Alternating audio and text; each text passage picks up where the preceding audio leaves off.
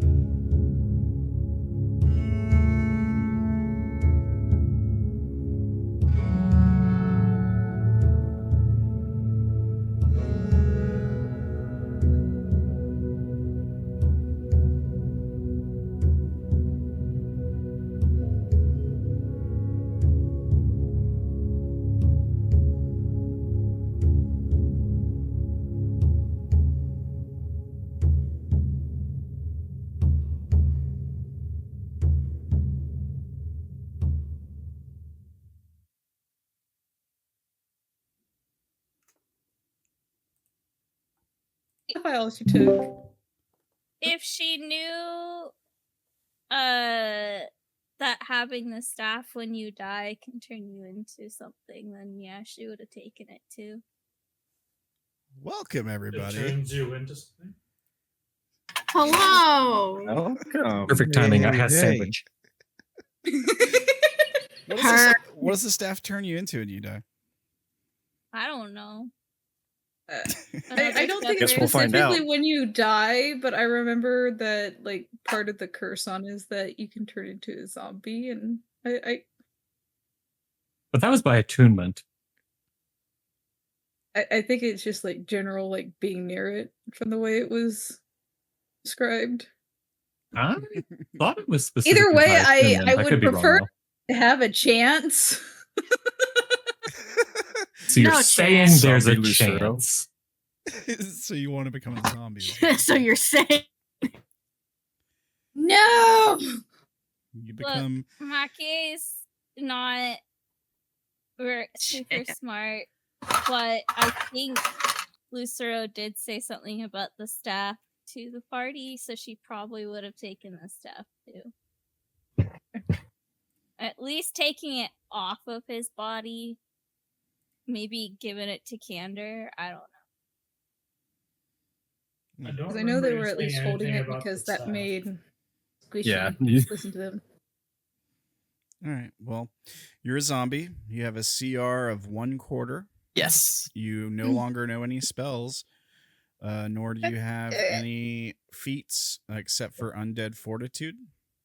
Your health is 22. Your armor class is 8. And you have a +3 weapon attack for slam that does 1d6 + 1 bludgeoning damage. That's your character now. Oh, but you're immune to. But the cool part is I can rip your arm off and hit people with it, and when I hit them, you can also use your reaction to hit them.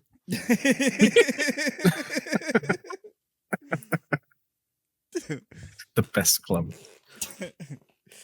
Well, I hope you guys are all doing all right. It's been a crazy week, but it's good to sit and hang out with you guys and sort of decompress and all that stuff. Of course, Broken Crew, we've got a trip coming up. I can't wait to hang out with you guys. It's gonna be fun. Yeah. So, I guess we'll do that thing. Wait, I'm supposed to do some announcements or something, I guess. Shout out. Yeah. The brain rot is spreading. Yeah, always.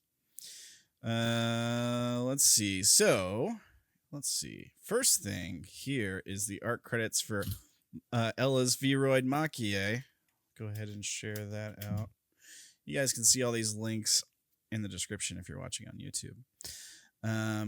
What you should also do, though, is you should also go check out Instagram, TikTok, and coffee.com/AceOfWandsDesigns and show Joeann here some love and see some awesome art.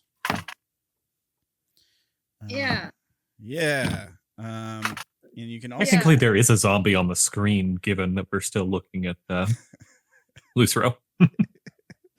Yeah. Thanks. Love you too. You rolled a new character, right, Mori? Yeah. Okay. I need a new page for him, though. I got you. I got you. 1 second. Well, it's being a little bit laggy. There we go. It's in your journal now. Let me make sure you can edit it. Why are the names always so weird? It's randomly generated. There might be a way I can change the way it randomly generates names, actually. That's something I was looking at recently. It's your random name. I think you can give it like different algae Riquetto? algae Riquetto. But it's not like the cool algae, like pond algae. It's like, yeah, you got it. Here, there. You should be able to control it. I think that includes renaming it.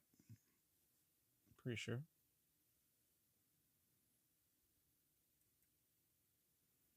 But for now, I'll continue with announcements, I guess. You can also go check out the artwork for Vash from the A-Team in this this campaign at deviantart.com/JessicaPegarero. Here's the link for that. You can join our public Discord. It's free, and you can see funny memes and things and get, lore questions if you want to ask lore questions. And you can harass Ella about helping you get a V-Roid going. There is the link for that. And you can find me around the internet. If you want to support the channel, you can sub on Twitch or become a patron on Patreon, where you can see the uncensored versions, unedited versions of every episode. There's the link for that. All right, so let's go around. Let's introduce everybody, their character, and then we'll talk about where you guys all are right now, sort of like what's going on. So first up, we've got Ferdisofly playing the diviners, Abe Flo for you guys. How are you, Ferdy? I'm good. With Ace. Oh wait, sorry. Why did I? With Abe Flo. Right now, they wanted to go to heaven, but unfortunately, Quartz, magic didn't go through. So they're just waiting for the rest of the team to tell them what to do. Where they're going. Right on. Yeah, your one out did not work. The only other thing you guys really had to get out of here was the key, right? The supposed key that Prince of Madness may have, which you were working on that angle a little bit with Hellish Scholar. We'd started to go towards it. Yeah. But then you have started... a supposed other out. Die. Yeah, I guess. It's technically an app, I suppose. I guess, yeah, technically, maybe. Did you have something else in mind, Keo? That creepy guy, the puppeteer. Oh, yeah. He could maybe send you home. get us out. Yeah. Might be a steep cost for that. Or I can talk him into a bargain. 1/4 soul. Yeah, just a quarter of a soul. Just a piece. We timeshare Just the a soul. nibble. Just a sniff. All right. Well, thank you, Ferdy. Up next, we've got Mori playing the currently deceased Lucero for you guys. Mori, how's it going? How are you? Because your character's dead. No. Brains. I guess I feel like it pretty good. I'm a little loose. I go floppy, floppy, flop. Yeah, you don't hurt anymore. Yeah. So that's a plus, I guess. Don't breathe either. That might be a bit of a problem. The bugs are no longer eating away at your mortal light. Mm-hmm. That I know of. That you know of. That you know of. All right. Well, thank you, Mori. Up next, we've got Keo playing Quartz for you guys. How are you, Quartz? Quartz. She's out of ideas. She had her one big idea, and now she's also sort of given up on keeping the group together because whatever she tries, they seem to just want to kill each other. So we'll see what happens with Quartz. All right. Yeah, it's definitely been rough going for the group lately. Thank you, Keo. Up next, we've got Teddybearlace, aka Joeann, playing Cursed for you guys, who is currently not with the group. Cursed, how are you? I'm really glad I had a violent light. It's like I was nearly beat to the abyss by a dog. Yeah. He does that It's not sometimes. without reason. I may or may not have, offed one of the party members, but Yeah, but he was doing that too, right? So what's the big deal? yeah. I helped. Yeah, exactly. All right, cool. Well, thank you, Cursed. Up next, we've got Wolfrin, that very mentioned dog, playing Myrkrið for you guys. How are you, Wolfrin? Which I say, killed before, kill again. Yeah. Myrkrið is annoyed, angry, just par for the course. Yeah. As always. Right on. Thank you, Wolfrin. Not a pleasant fellow. Do what? Not a pleasant fellow. Yeah, you might say. The memes and table talking are great. Thank you, Wolfrin. Next, we've got Ella playing Maki-e for you guys. How are you doing, Ella? Yeah. Yeah. Yeah. Maki-e is currently going through stages of grief. What stage she's in, I don't know. That'll come out in session, I guess. But part of it might possibly be not all together here today. All right. Well, thank you, Ella. And last but not least, we've got Zach playing Candor for you guys. How are you, Zach? Hello. I'm doing pretty good.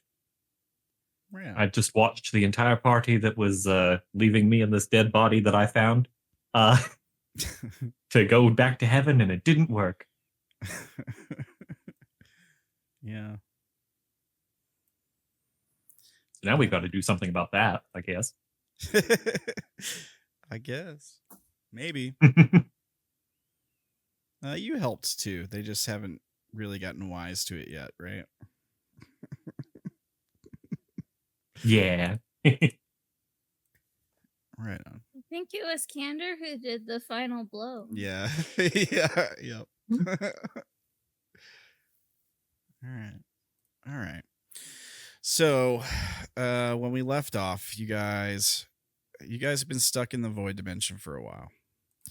You're basically trying to get back to heaven, essentially to stop a civil war, or at least set things right. Some of you kind of want to stay here now, it seems like. But this place has not been kind to you guys. It's not a very hospitable place here in the void, as you might guess. And you guys were looking to maybe make some deals with some of the local demon lords to try to find a way out, potentially. That was until you started fighting amongst yourselves. Maybe the void is influencing you guys more than you realized. Or maybe you're just all really losing it. I don't know. But at any rate, reasonable. Lucero was infected by something that was killing him. That sort of caused some strife in the group with the way Lucero was handling it. And long story short, Lucero has now been slain. Cursed has fled on threat of death. And the rest of you have tried to use your highest magics to just simply remove yourself from this awful place, and that failed.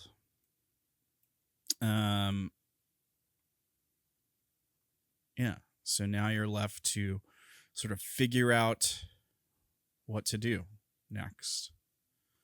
And I think that's pretty much where we left off. Yeah, sounds about right. So, Right.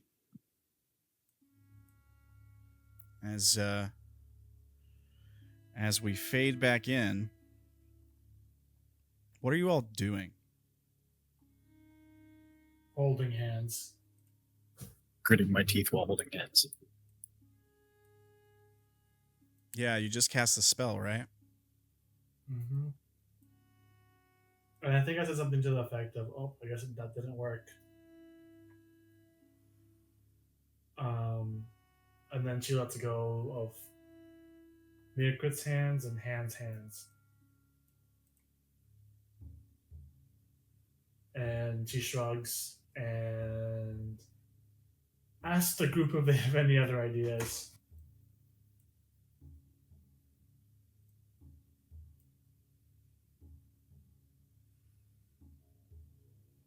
What do you mean it didn't work? Well, it was a long shot. I talked to Lucero about it before this, and we did say there was a possibility that something was blocking people from entering and leaving heaven. So it looks like magic can't bring us there.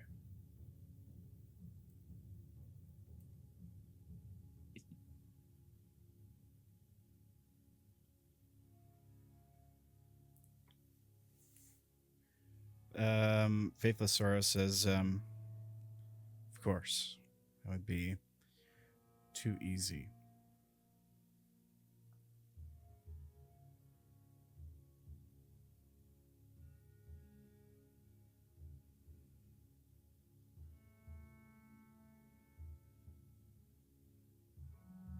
Does anyone else have any other ideas?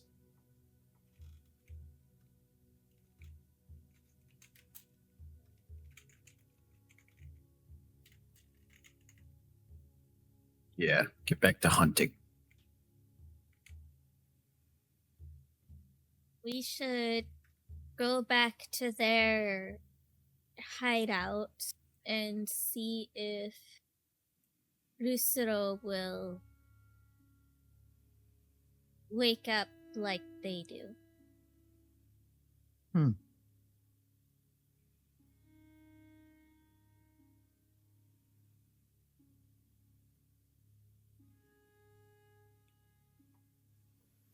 And if Lucero doesn't, how long do we wait?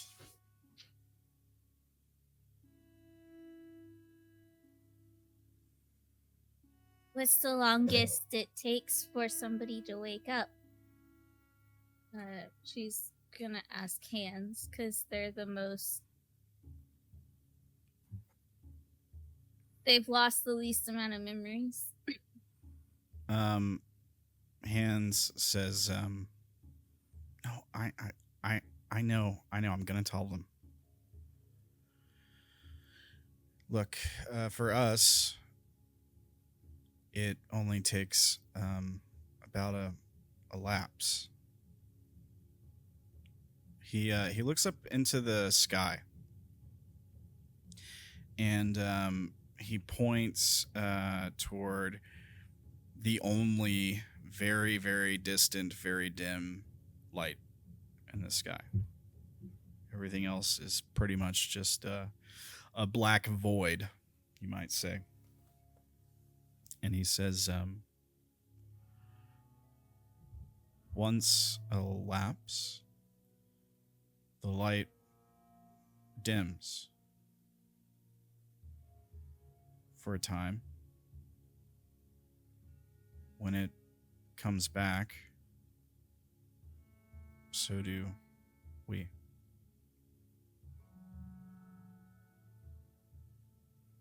And then Faithless says, Hands, how long did it take for me? And Hands shrugs, and he says, about the same amount of time, but like I'm I'm not the expert on magics, and he just kind of like shakes his head.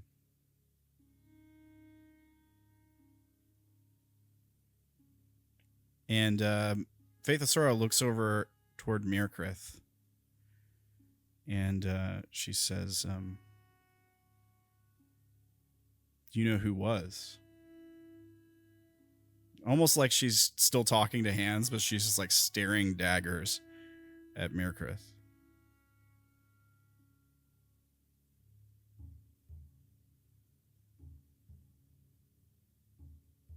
Everyone's talking gobbledygook. I don't understand any of this. Sorry?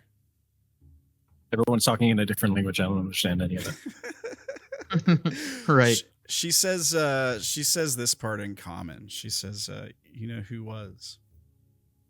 Okay, then I walk up and get right in her face. And growl. Yeah, she doesn't, well, actually, I take that back. I can't say she doesn't for sure. I'm going to have to make her roll.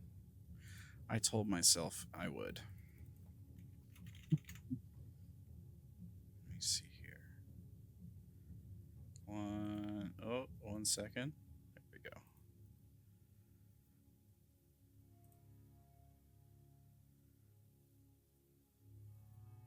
No, she's not rolling to attack you. Here.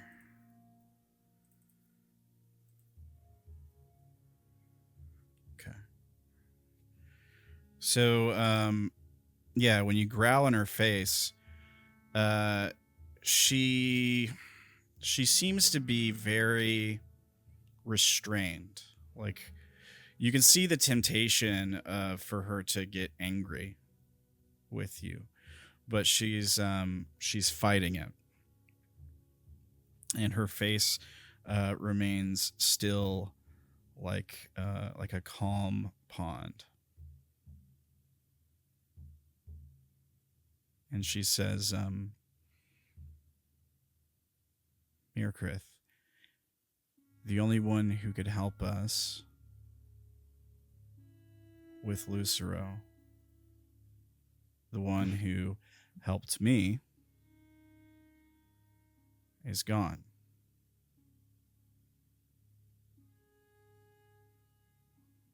You chased her off.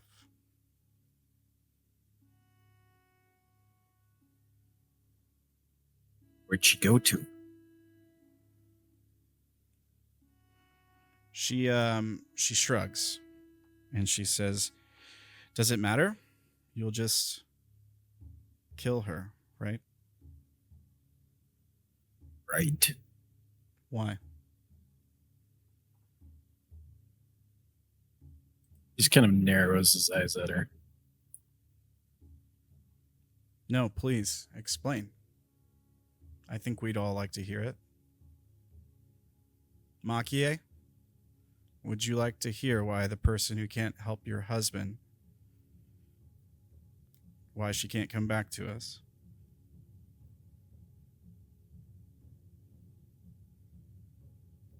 Turn to look. Maki-e is looking around for Candor and Lucero's body, but she'll turn to look when Faithless Sorrow addresses her. Why does she have to die, Myrkrið? He killed Lucero. Her head turns slightly, and she like blinks for a second,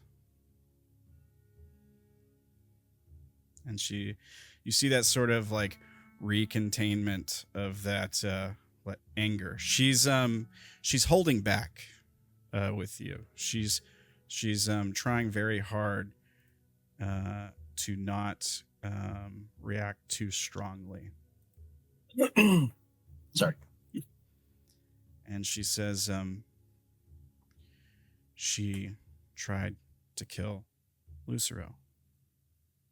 Myrkrið, what were you doing? Were you not trying to kill Lucero? No. You attacked him.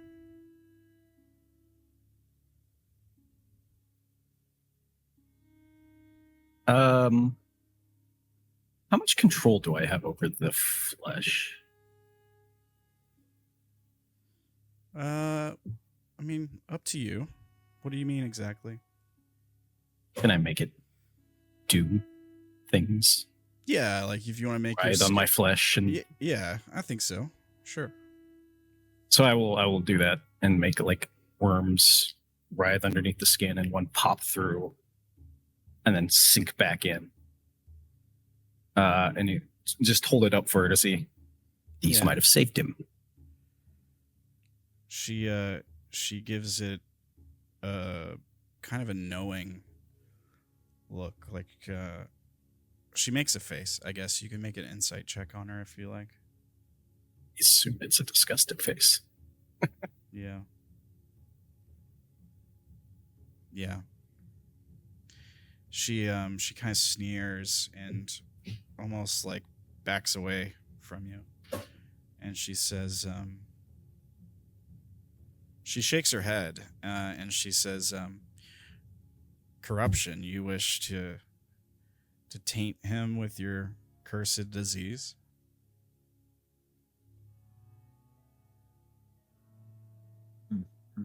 First to you.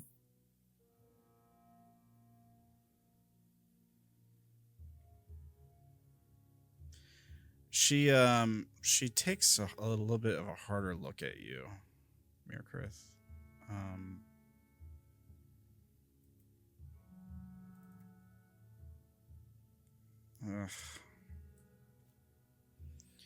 She says, you're riddled with it, aren't you? Sick dog. How are you in control of your own mind right now, Myrkrið? You should be dead or an uncontrollable monstrosity. It doesn't make sense. It lifts the lips and shows teeth. Interpret that how she will.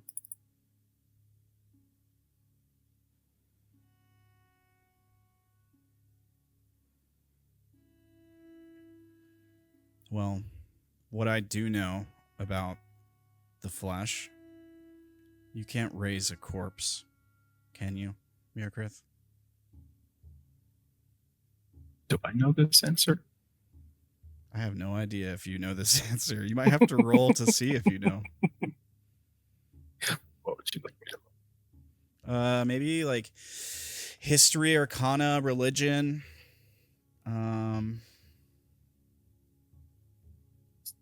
Nature, I suppose I'd allow. Same score. I mean, you got a pretty good feeling you can't. Yeah. I guess that makes sense, or you would have tried after Lucero was dead. Maybe, yeah. Myrkrið will just nod, I guess.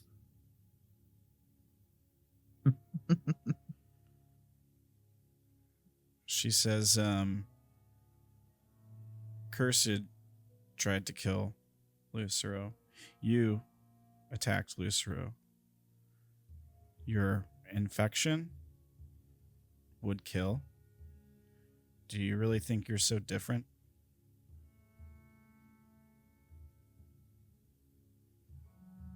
Wait, she's saying my infection would kill Lucero? Yeah. He's not a smart boy.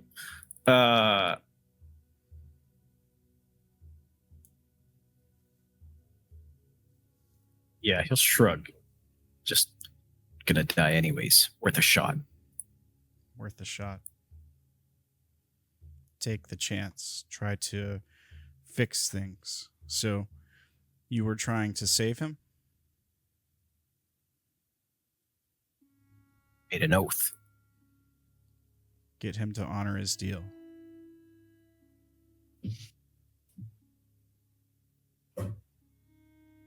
He's talking a lot. Myrkrið is gonna like look away, start pacing again.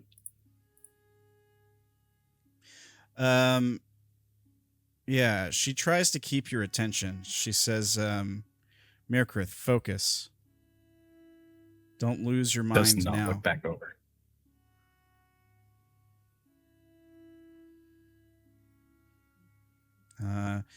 Yeah, she says, you can ignore me if you want, but you can still hear me.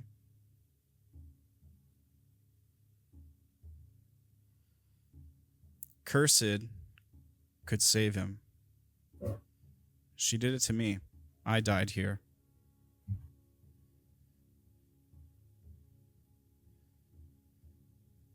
She could make him honor your deal.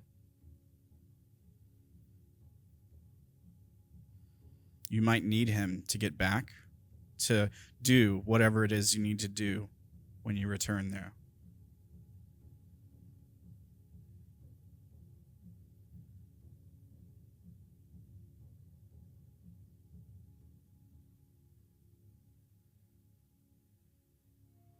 You wouldn't stand in the way of that, would you, Myrkrið? We need her. No, we don't. We do. Now more than ever.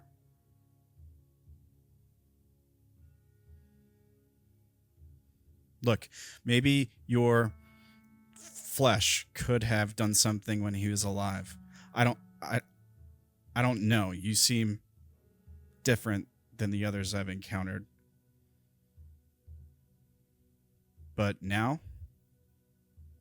she might be our only option. I mean, even then, Lucero would come back like me, and look, unless anyone else has a better idea, I mean, maybe the scholar, but that would come at a cost. Surely. A steep one.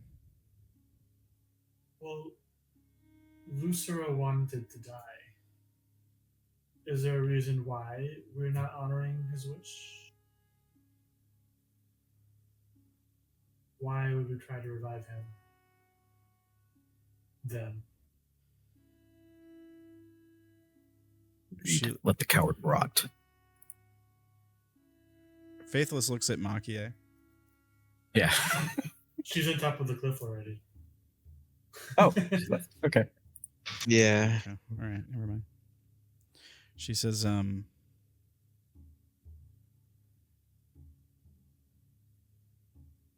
she looks at Myrkrið and she says, he has a deal. Needs to honor it first. Then he can die. If that's what he wants.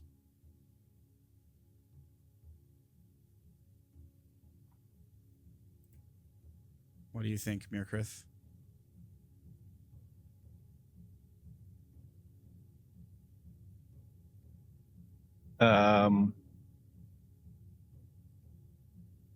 Myrkrið is getting a little bit confused, but also frustrated by the back and forth. Sort of. I think he probably, like, as he's pacing, there's more and more roiling of the flesh on his body, and then he turns and, like, growls right in her face again. He says, I don't need a coward. I need people who will fulfill their oaths. I don't know many cowards who face death so willingly. Do you? I don't know cowards. I kill them.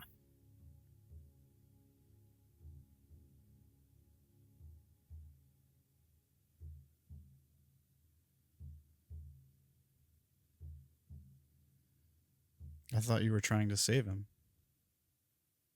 Is that all he is to you, a coward? You don't think he was a good warrior? That he had knowledge that we could use? I know you're impatient. You just want to hurry to accomplish this goal, but somewhere in there, you know this might be the best way to do it. don't you? She trying to convince him? Yeah. Yeah, she's 8. trying to convince you. I mean, I can roll a persuasion check if you want, but If I'm watching this, could I perhaps roll insight into whatever he's trying to do? Yeah, sure. You can roll insight. Yeah, Candor's just like sitting like on the edge of the cliff, just like watching all of this go down, eyes going back and forth like it's a tennis match. Maki, I'll go up and tell you what I put in Roll20 chat. Myrkrið does not seem convinced.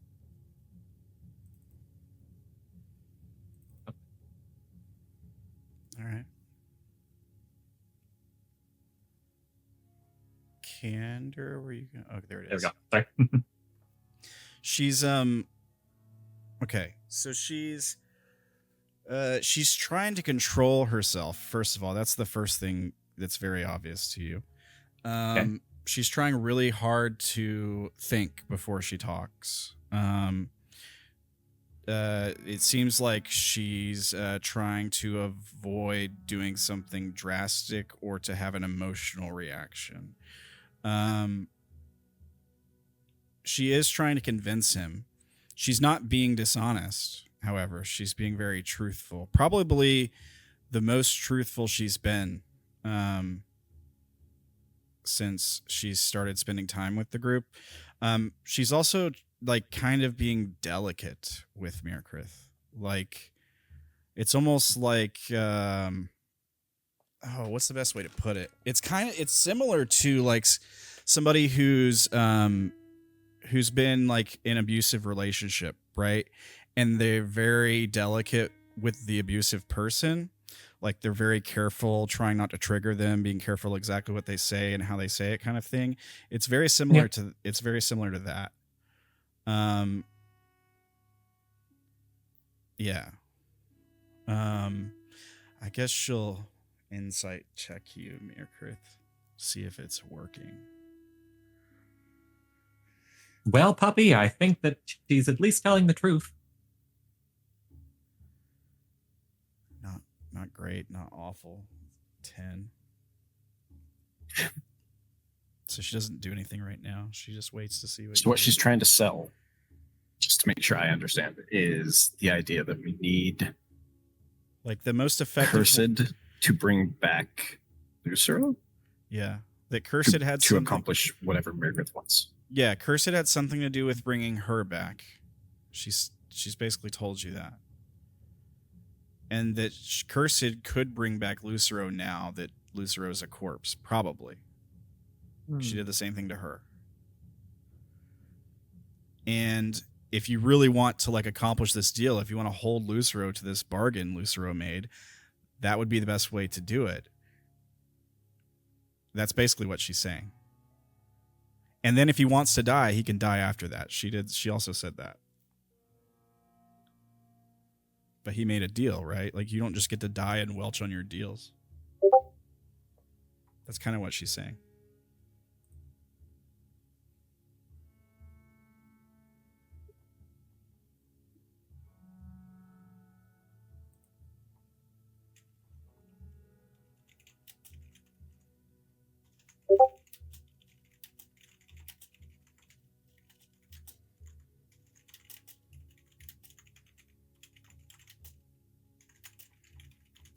Okay, hang on. I'm getting a couple DMs here. One sec.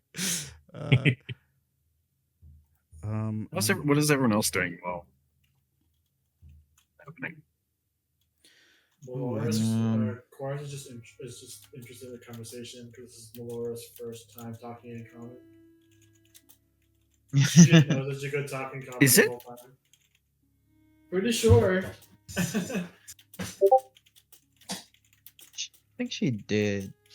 She's the only I thought she talked in common before. in this group. Sorry? I'm up here watching everything go down. If I had popcorn, I'd be eating it. You guys thought who did what? Stop being so lazy. Sure. Melora hasn't spoken common before, but I think she did. she definitely knows common. She remember it's on her sheet. Like she spoke common with A team and stuff, and she still remembers all that. Oh, so she's been talking common this whole time? She's always known. Not. Like she's always known common. Faithless Sorrow, aka Melora. She's always known common. I don't think you guys ever saw her speak like on A team back when you guys knew her before she had horns. You know, I don't think you ever heard her speak Abyssal or Infernal then. But she definitely, that's new. She has picked that up. Well, I'm just assuming whenever she talks that Marg, Ruin, and the rest of the gang could understand her.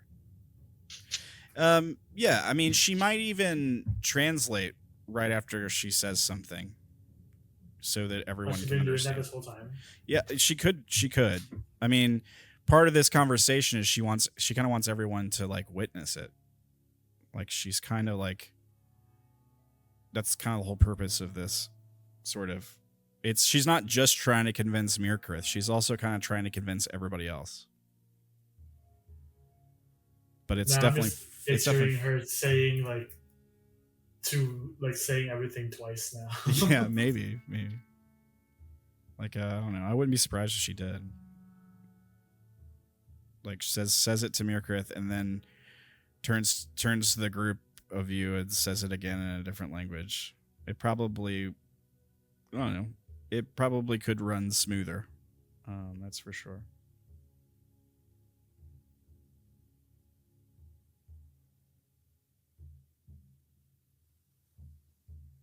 I sent you a DM.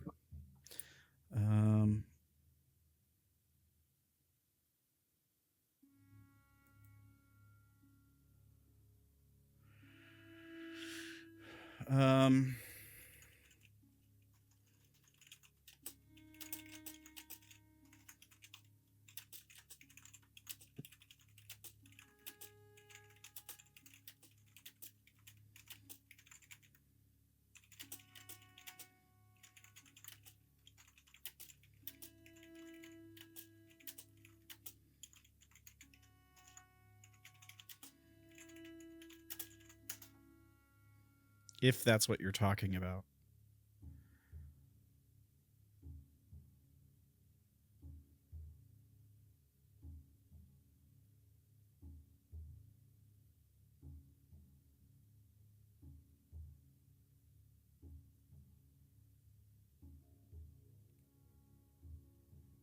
Oh. Well, I mean, yeah, I mean, potentially. That is the thing, too.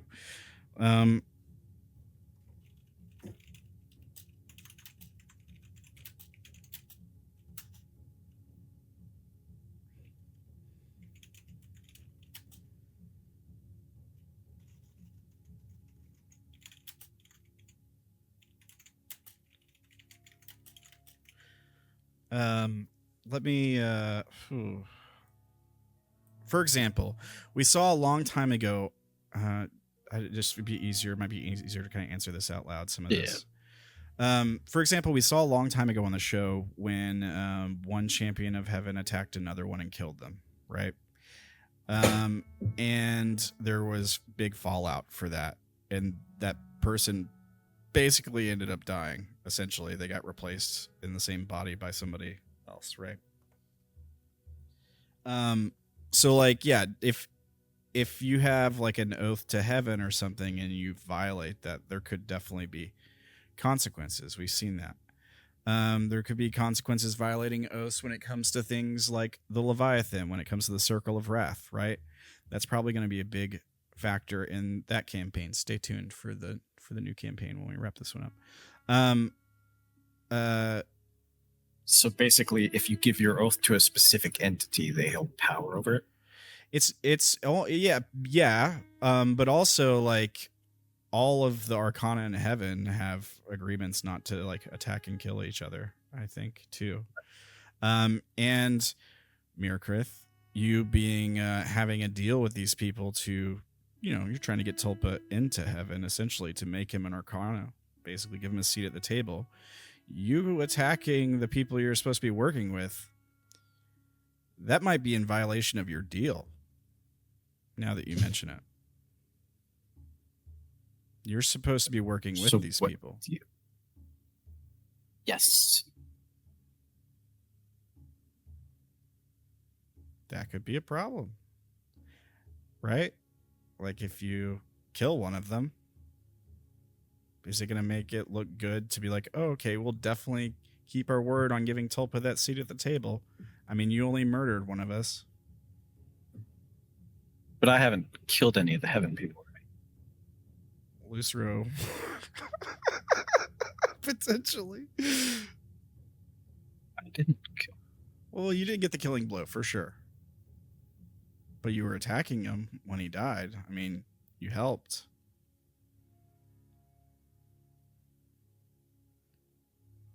Now, you say you were trying to save him with the flesh. She says the flesh would have killed him. From what she's seen of it.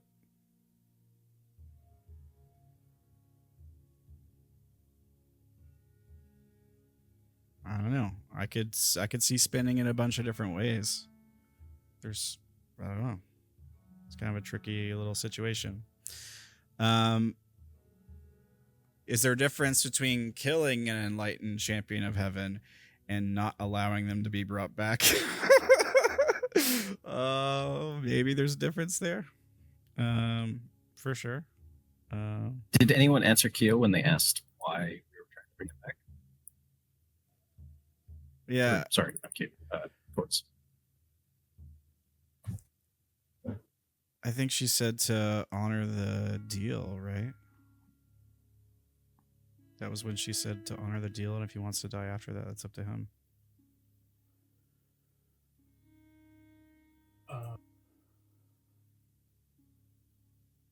So,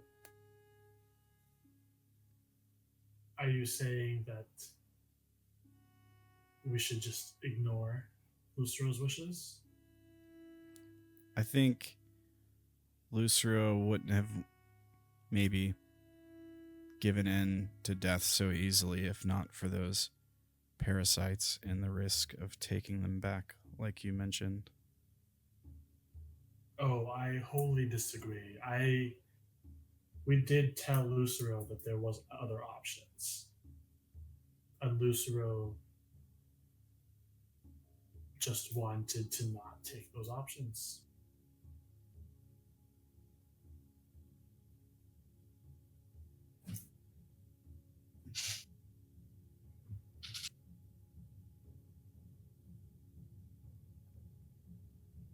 I don't think it was the parasites. The parasites may have been a means to an end, but it seems like Lucero wanted to die for other reasons.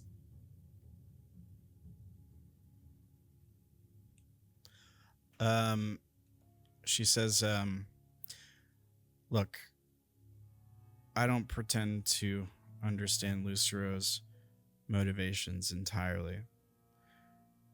Do you want to explain it to his wife that there could have been a way to save him?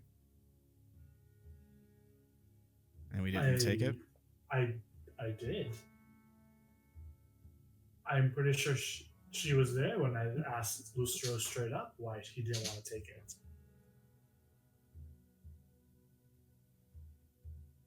And I believe that they wanted to talk about it together. I'm not sure if they did.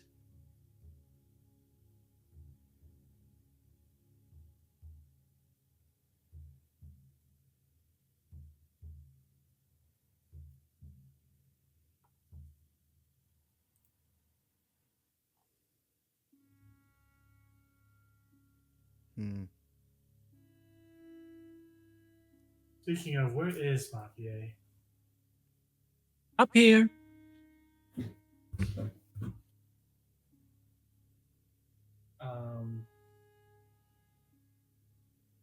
Do you guys want to come down? Or do you want us to come up there? Either way, I'm having fun. Could you come down here, please? I can. Just let me stuff this body into my bag of holding. Oh, did we Maki is lose? right there too, right? Did we lose Mori? Oh. No, Mori's I'm still here. Oh, your V-Roid just turned off. I don't know how long it's been off, but I just noticed it's off. Oh, I see. I mean, if Maki-e doesn't stop me, I am going to start stuffing Lucero into my bag of holding. Look, her idea for carrying Lucero's body around was possibly cramming him in his own bag of holding to carry him around, so I don't think she's going to say anything. She might point out, if those bugs hatch, they're gonna be all over in your bag. Oh, that's fine. I'll just shake them out.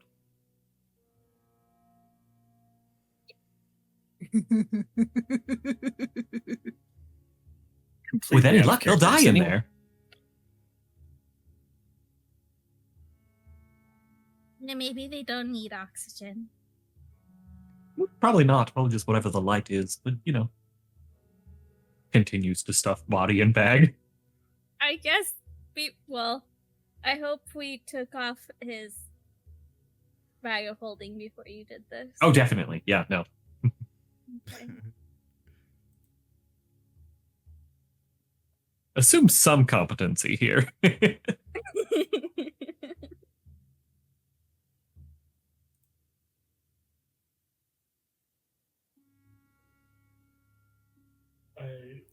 I guess once you stuff them into the bag of holding, you come down.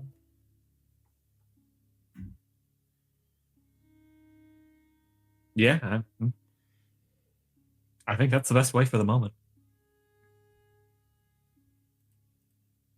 Here, Yeah, and then I guess once that's done, yeah. Gone.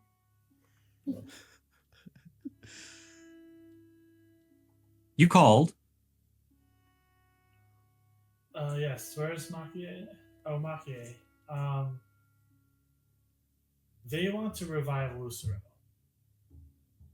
Is that your wish as well? Because Lucero's wish was to die. Faithless says Myrkrið wanted to save him. Before Lucero died, I asked if he would be mad if I revived him. And Ella's forgetting, but Maki-e would remember exactly what he said. I think it was something along the lines of, as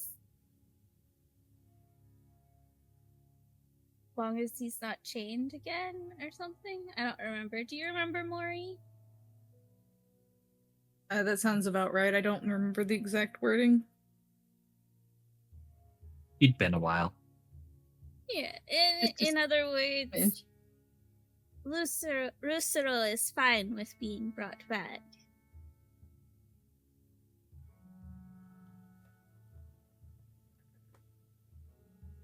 If Lucero said no, I would be against it, because would have been their wishes.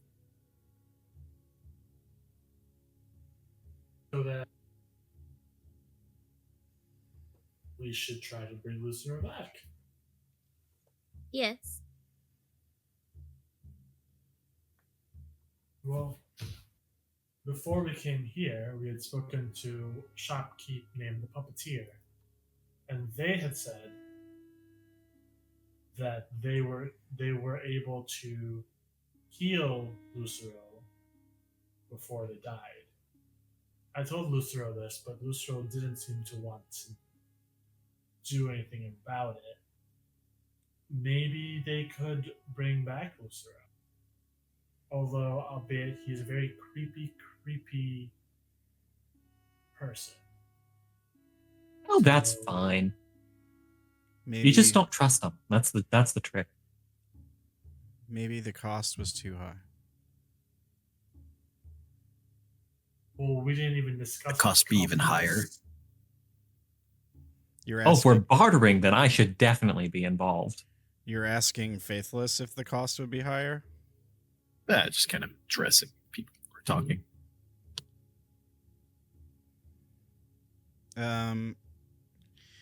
She kind of seems to ponder this. And she says, no higher than for me. I mean, I came back different, but I'm still me. And if your plan works and we get this scholar to work with us, get this key, and take out this Prince of Madness, we won't be shackled to anyone.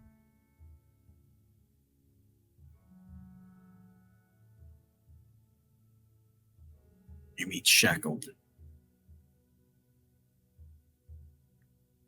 We'll have no masters.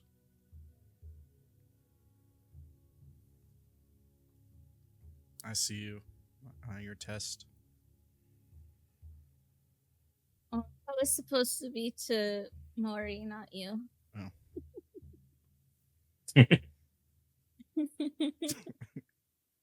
The DM sees everything. Still whispering to DM.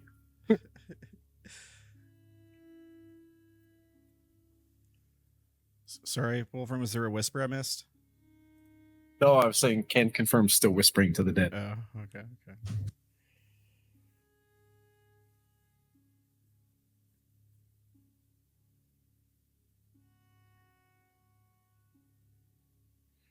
So, is our new goal to revive Lucero, or did you still want to chase down the other one?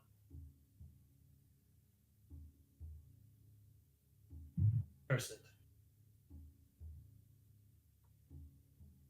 I think it sounds like those might be one and the same.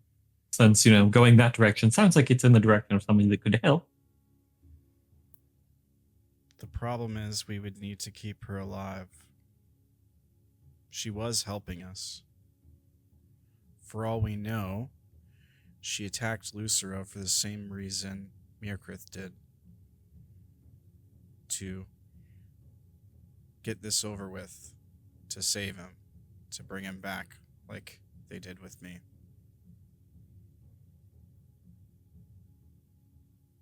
And she turns to Myrkrið again, and she says, looking hard at Faithless, yeah. No. Trying to find the way for her to word this the best way, because it's going to come off with a bit of disdain. She says, do you think you can control your murdering urge so as not to get in the way of your deal, Myrkrið?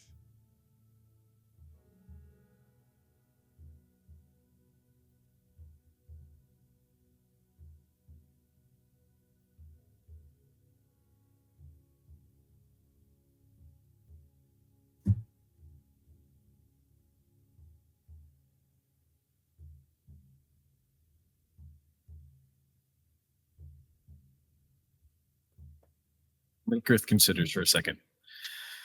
And I think it's been a while anyway, so it's probably close to time, but he will release the transformation and change back to the Dark Elf. All right. Let me...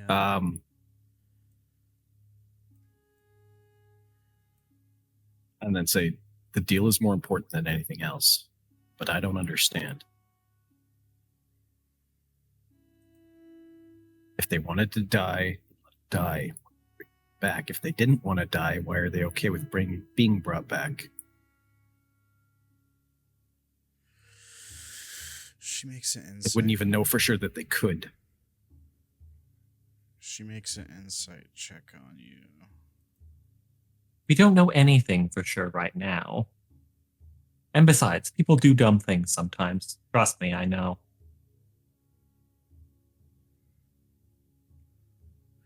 She looks at you, Myrkrið, and she kind of tilts her head. Like, first she's looking into your eyes, but then she looks to where you had rippled your skin and shown the flesh corruption, and she says, "Did you want to come back?" No. Then why not die?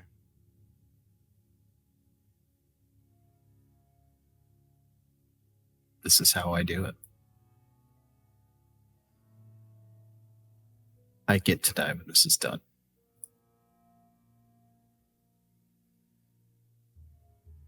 I think you're mistaken.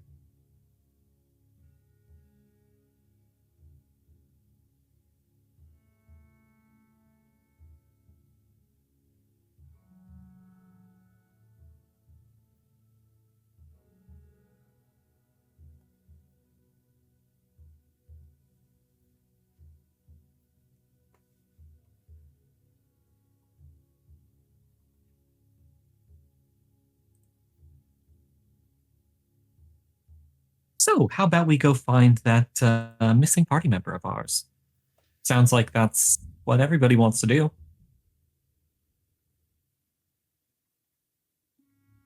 Yeah, it's just It's like a better plan than any that we have.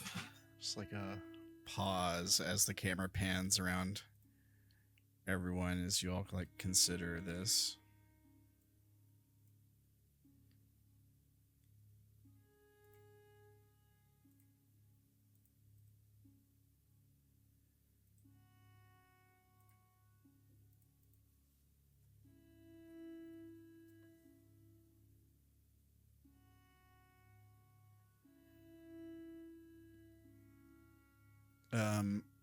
Hans says, "Are we in agreement then?"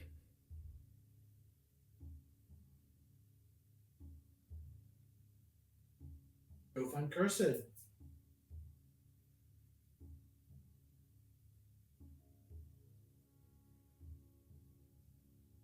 Let's go find Cursed.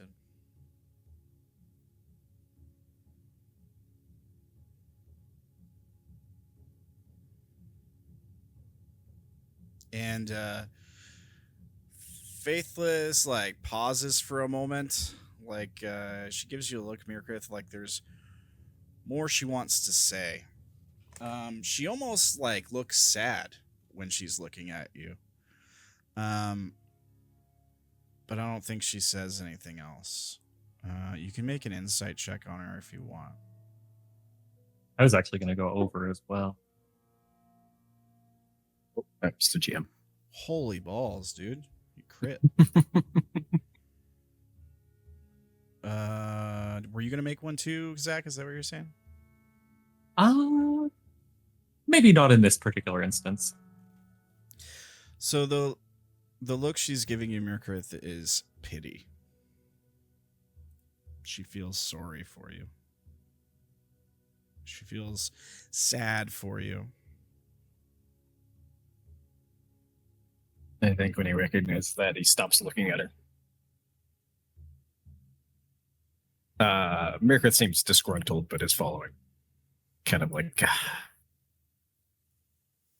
Let me, I've got your token. I've just been so busy running my mouth, I haven't brought it over here. So it's fine. He'll probably transform again soon anyways.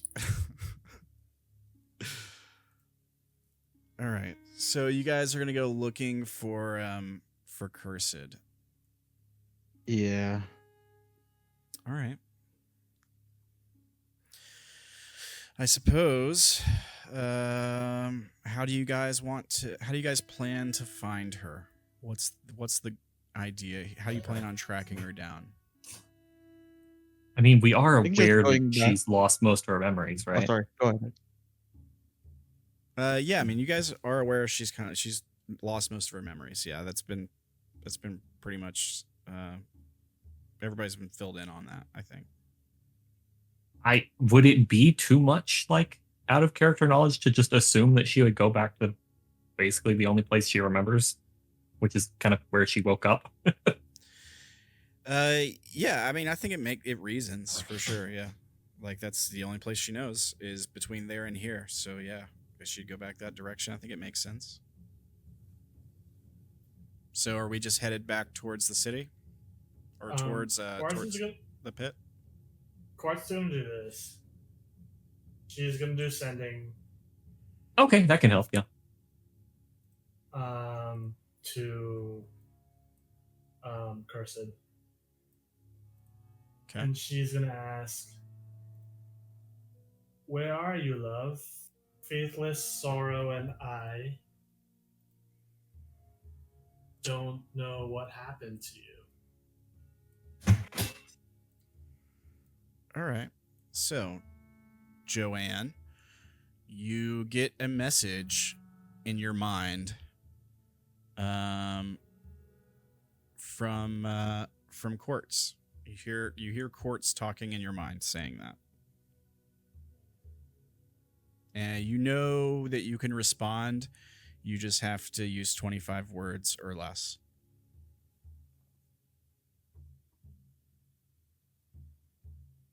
Are you with us, Joeann?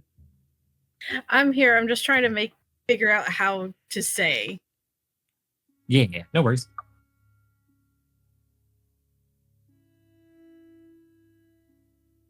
Feel free to type as well so you can like count the words better. I always do that. There's more to it than that, Myrkrið, but I get what you're saying.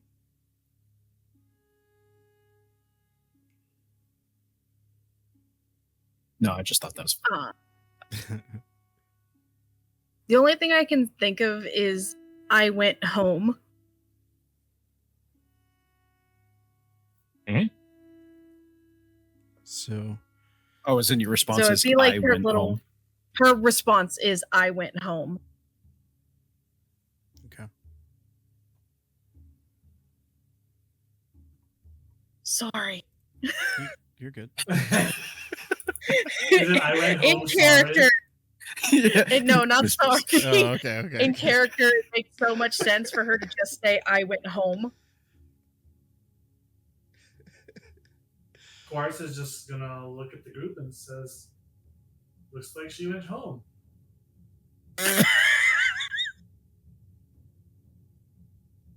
Sorry.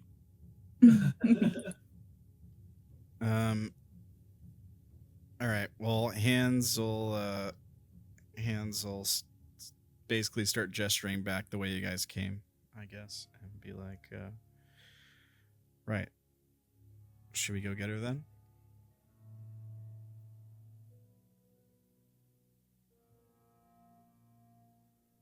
Lead the way. Yeah. Okay. So you all take some time to march back to the city. I fly. Yeah. Some of you I fly. also fly. Yeah. Fair enough. Fair enough. Let's see here. When you went down to join the others, were you still flying? Yes. Okay. Before you start to fly up higher, Maki-e would call out to you and request to ride on your shoulder. I think that would work. You have a shoulder bunny. Hold on, let me check. Pikachu! I forget exactly how much these things can hold. It's anything Up over to 500. 400 pounds. I lose flying speed when I get over 200 pounds. She only weighs 15 plus her gear, so. What? Right, but your gear probably weighs a good amount. What do you mean, what? I chose the max weight for the largest real-life bunny, which I have based Maki-e's entire size and weight on. She's a Flemish giant. Bunny. She's literally a bunny rabbit. Okay. What do you think Lucero puts up with the abuse? Getting hit with a feather every time. She's stronger than she looks.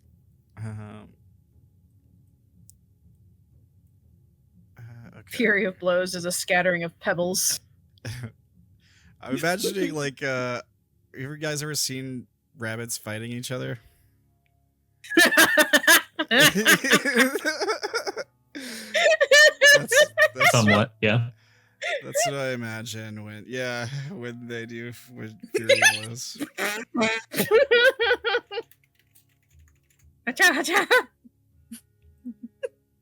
Yeah. Okay, somebody beat I'm me sorry, to it.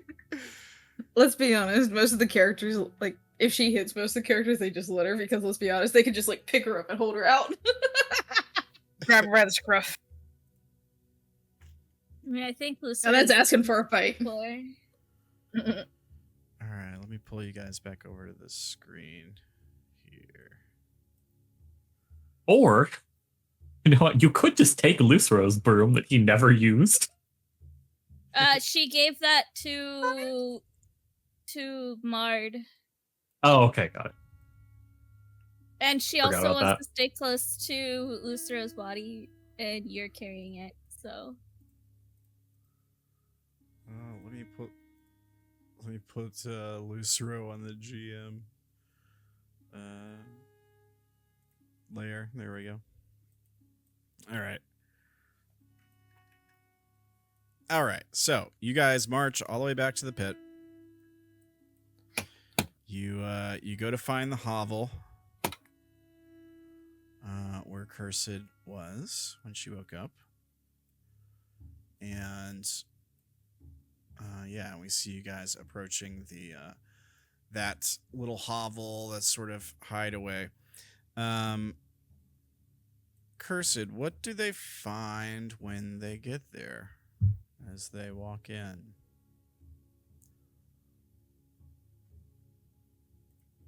Into the hovel itself? Yeah. Like, what are you doing? Are you there? No, she's there, and she's like in the furthest back corner. Like in the fleeing for her life, she just went there and stayed there.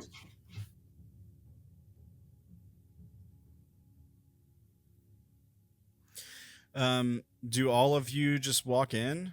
I think at least Faithless Sora is gonna be paying attention to what Myrkrið does here. Is there a door? There is a door, right? Yeah, I think there was a door on this place. I think Quartz will at least. I mean, I think there has to be a door to get in. Yeah. Technically, just there be just a needs to tarp be a over and open. doorway. Yeah, doorway. This is true. I think there was a door on this place. I can't remember. It's been so long since we've been here. Sorry, what'd you say, Keo? I think Quartz will knock on the door. Okay. So yeah, you hear a banging noise from the door, Cursed. Does anybody else just like walk in? Yes. Just in. Yeah. There's like a pause. Are you walking in or are you flying in? Flying and then Just walking. proceeds to float.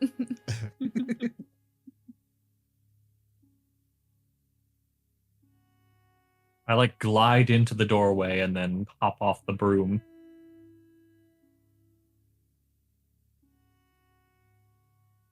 Hey, Kirsten. How you doing?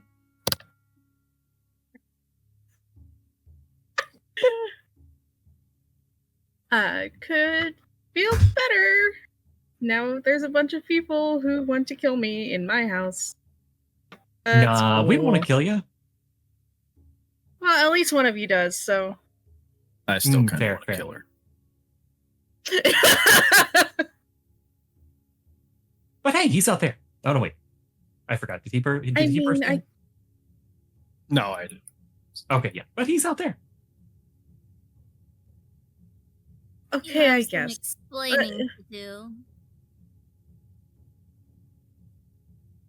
Okay, the one that wants to kill me is here still. And she was like getting up from her spot and stopped halfway and looked at Maki-e. He's come around. We need you, and he knows it. She looks confused. Apparently you did something to vaguely gestures at Faithless Sorrow. And I guess we need you to do it again?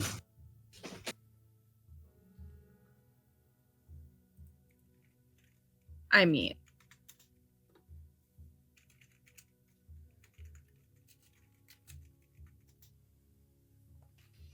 Cursed.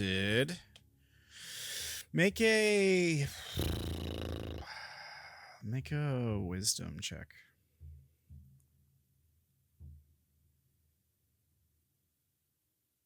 I wish I could give you inspiration. You do have inspiration. You can use it. Sure. I give you advantage on the roll. You get it once per session. Yeah. So just hit advantage and then roll it? Yeah. Yep. And you said wisdom? Yeah.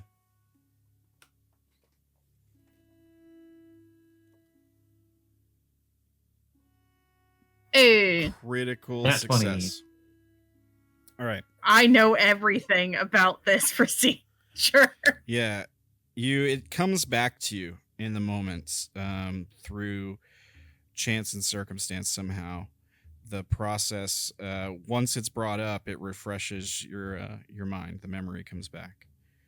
And you remember bringing back Faithless by there's a contact you have in the pit, a person that you basically bring light to. They stay around the crypts, the hungering crypts. And basically what you guys did is you found the body of this Nereid, and she's different. She didn't have any horns or anything. And y'all figured, hey, we could bring this person back and maybe get them to work for us, or at least the guy working in the hungering pits thought he could do so. So y'all brought the body down there. He laid her out on a table. He asked one of you to do the same. You volunteered, or you drew the short straw, whichever way. It ended up being you. And essentially what he did was, through the use of maybe a needle and some shriveled, dried intestines or what have you, he underwent a process. Essentially, it's a blood transfusion. Where they took some of your blood, they put it into Faithless Sorrow, and the next lapse, she revived, the same as you do. She grew horns. Her personality may have changed a bit. More impulsive, more apt to emotional outburst, manipulation, a little bit more keen socially, perhaps. More like you, Cursed. But it worked.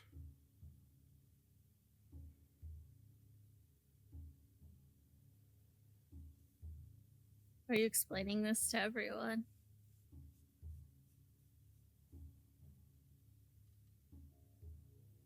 Yeah, probably. And I think with Ramblinman, would you say with that role I would be able to like remember exactly how it all went down? Yeah, I mean, you crit. You literally couldn't roll better on that. So yeah, I think you remember every detail about it. Like, okay, cool. You remember the scent of blood in the air, and not just from you and her blood, but just like the room itself. yeah, there was like a mass of flesh that extended from one of the walls in the room that had a lot of fresh bile and blood sort of excreting from it. Yeah, you remember everything about it. Okay. So, I suppose my question was more so along the lines of, is this enough information for me to do it independently of having the other guy? Oh yeah, maybe you could recreate it if you can get your hands on the like similar equipment. Yeah, I mean, if as long as it wasn't you giving the blood, you'd probably need to get somebody else to do it. It can be anybody's blood. Well, it has to be one. It has to be of this plane. Yeah, it has to be one of them. And Maki-e points at hands. I mean, I was going to start staring at hands as well. Yeah, there's a moment where you all like look at hands. Crescent also stares at hands. And yeah, I mean, hands shrugs and is like, "Hey, I don't mind. I mean, it's my fault anyways, right?" And then Mard interjects and says, "No, it should be me."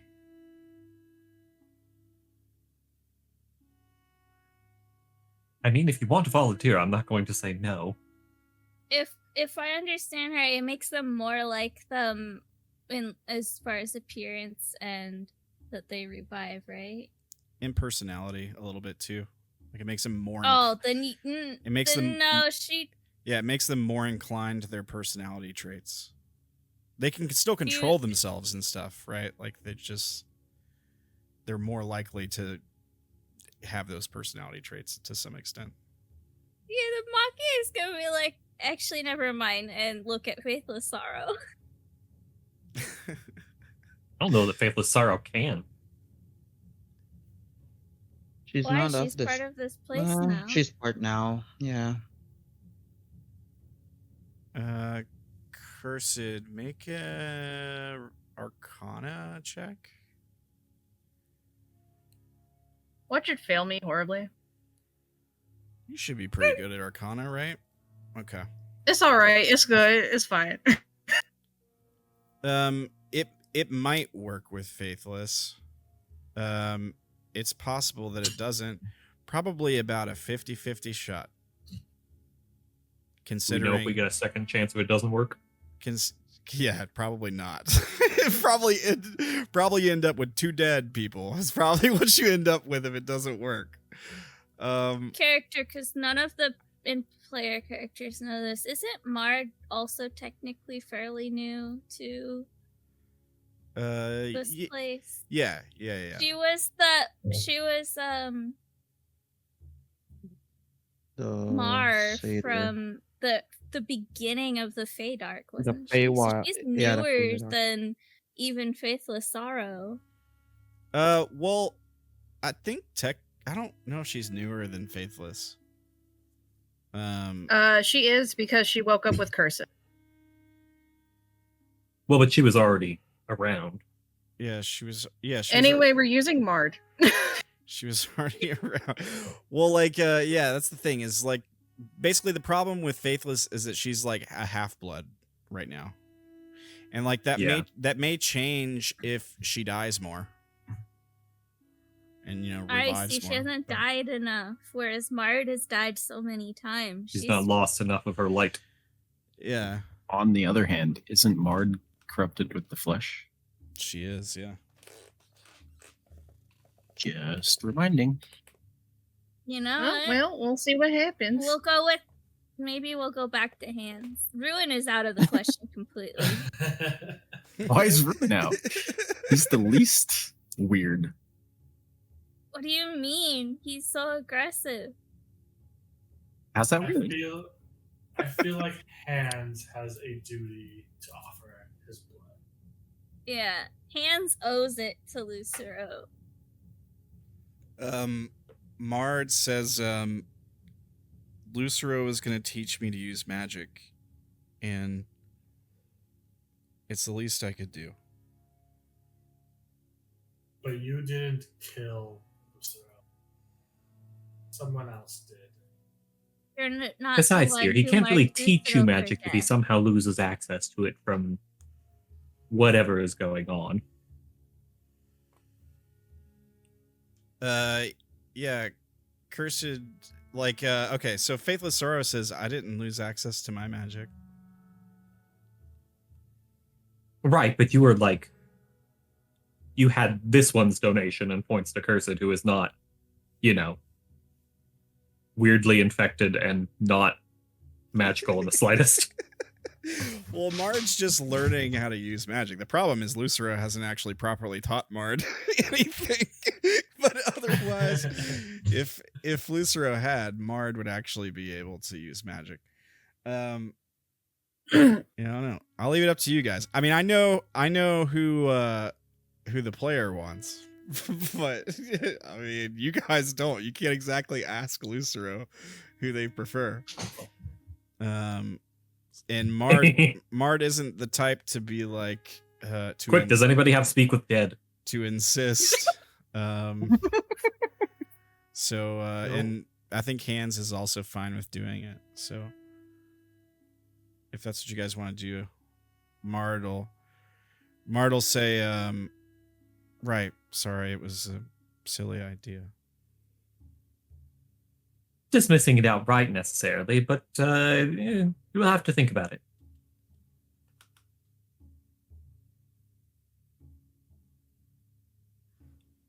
Hans says, yeah, I know. I'm trying to tell them, look, I really don't mind. It's not that big of a deal. It's the least I could do. Like I said, it's my fault he's in this situation to begin with. Maki is just standing there trying to figure out her best.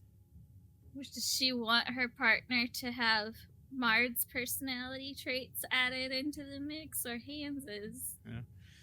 Hans is also currently like kingdom insane. For a cleric. Yeah. If we can't decide, we could always flip a coin. No, thank you. I rather would not flip a coin for this particular bit. Look, surely someone around here must be able to talk to dead people. Do we actually know that? Actually, I know just the person. Do we actually know that Mard is corrupted by the flesh or not? I think it has been believe mentioned. it's visible. Yeah, I mean, yeah, like it Oh. is kind of visible. Like look at Mard. It's pretty visible. Okay. In that It's case, also Mard her is name. definitely not Yeah, Mard with allowed. flesh. I don't want him corrupted with flesh, Maki-e would say. Find that offensive. Yeah, what are you, a racist? We are not second-class citizens. wasn't saying that. Okay. All right. Can somebody lay him out for me? Assuming you have him. Right here. And she'll pat like a little mat that assumedly was a bed at some point. What you gonna We do? have to go buy the supplies first. Just put him down. What you gonna do? Put the man on the bed.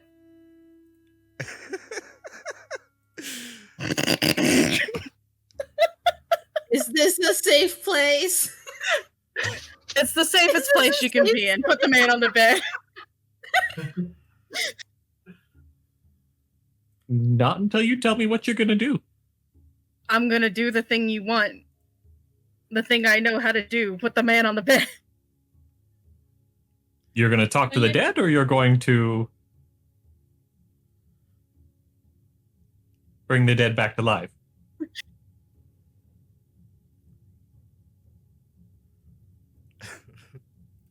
Technically, put the man on the bed.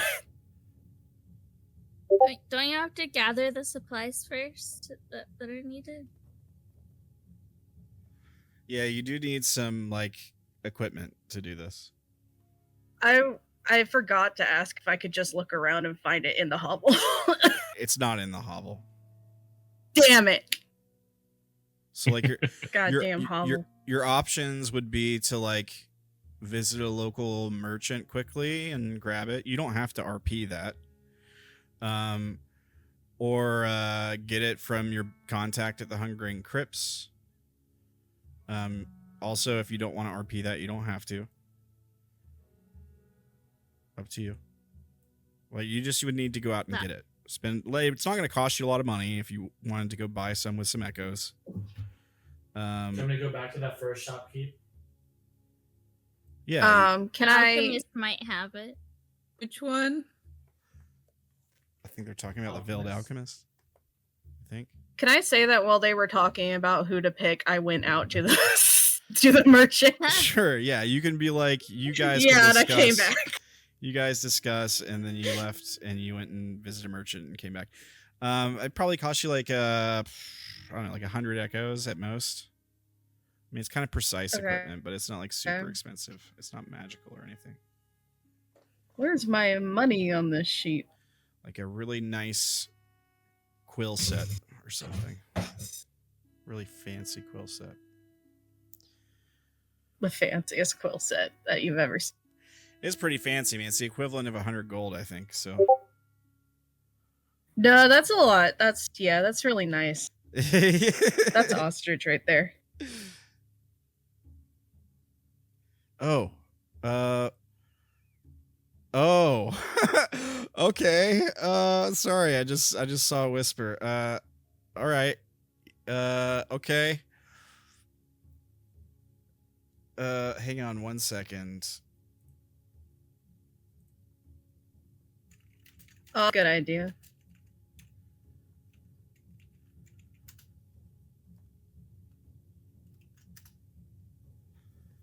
What's everybody's passive perceptions? 24. 21. 0. Yeah, it's not. It's not. It's not. I'm in a bag. It's not. It's not. It's not high enough. Unless it counts smelling or hearing, and then my passive's 26. Yeah, it's still not high enough, actually. Okay. Okay. So, Curses, you step out to go get the gear while you guys are discussing. Wait. Cursed's leaving?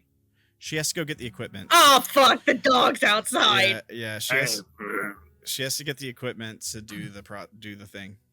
So, yeah, if she steps out, maybe you're out there and she steps out of the place. What happens? Myrkrið asks where Cursed is going. Get supplies. He's just been listening to Gobbledygook this whole time. I can't understand anything. Oh, that's right. You can't. Oh shit! Do I know common? I asked diviners and they never answered. So then you just start to leave. They and said, like, "What are you?" Oh no, I don't know common, guys. I didn't expect you to. Do you speak infernal or abyssal? So Quartz does. So Myrkrið, you're like, okay, so Cursed, you step out and Myrkrið is like, how? And then Myrkrið, Cursed, says something to you, and she's like, and you don't understand it. Do we hear? Yeah, I mean, it's right outside the hovel door. Loud? Yeah, it's right outside the hovel door. You guys probably know what's going on. It doesn't seem like it's trying. Quartz just call from the inside and be like, "Said, what are you doing?" I mean, he was basically standing in the doorway. So you guys probably hear, yeah. Because if she's gonna go leave to get equipment, I think Quartz would want to go with her to go shopping as well. Okay. So let me just get this straight. So you step out. I'm sorry I made this way more complicated than it should be. No, you didn't. You're good. You're out, and then Quartz, you're gonna go with. Yes. Okay, so you step out there. Wait, did Candor We'll ask just? Quartz what's happening. Well, Disappear. Maki-e was still sitting on your shoulder, so if you're disappearing, I guess she's going with you. Oh my Yep, god. you're coming with me. All right, so Candor. Okay. So much for the sneaky sneak. So I guess I don't know what's going on. I guess cat's out of the bag. You guys turn around, and Candor and Maki-e are both gone. Maki-e And doesn't I have know to just where to choose bring be this quiet. to talk to him. Like you're both like, wait a second, weren't they just? Yeah.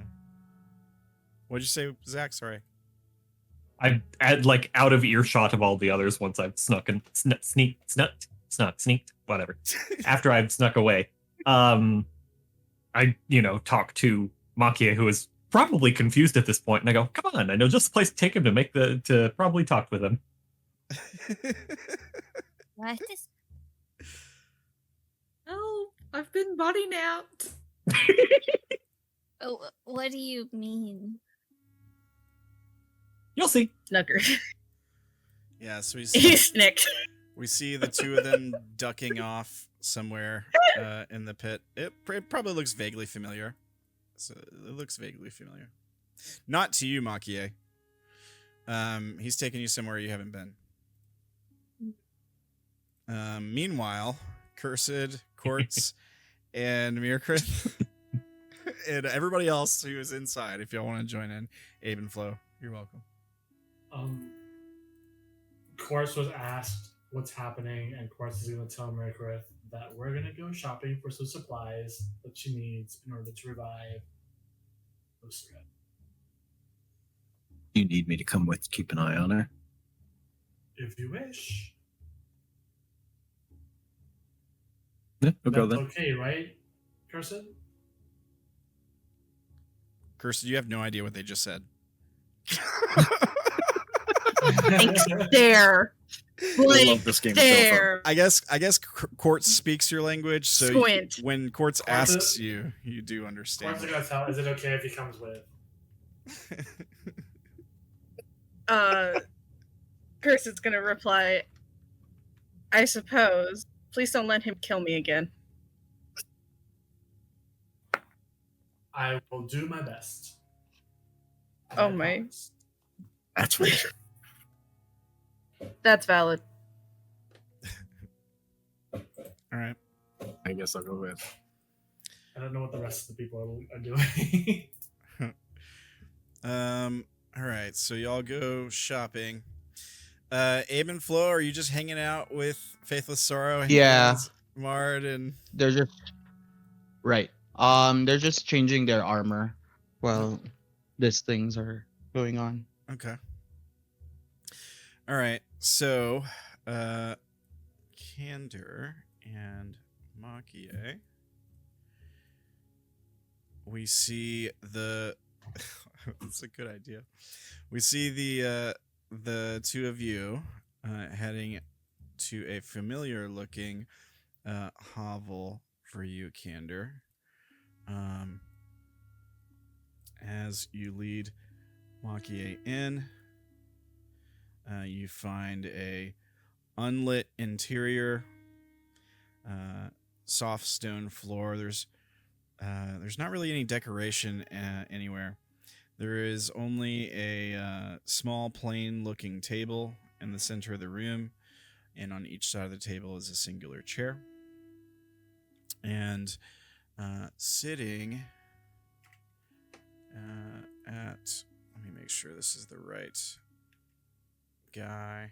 Yeah, it's definitely him. Sitting at one chair, facing away from you, is... a figure, a hooded figure, who, as they hear your footsteps on the stone, turns to look over their shoulder in your direction. When he turns, you see a light shining from in front of him, and his hand kind of gestures around. And Maki-e, you see in his hand a lit candle. There's no like receptacle that the candle is in. It's just simply sitting in his hand. The melted wax is sort of like holding it up, I guess. But yeah, he turns to look at the two of you as you walk in.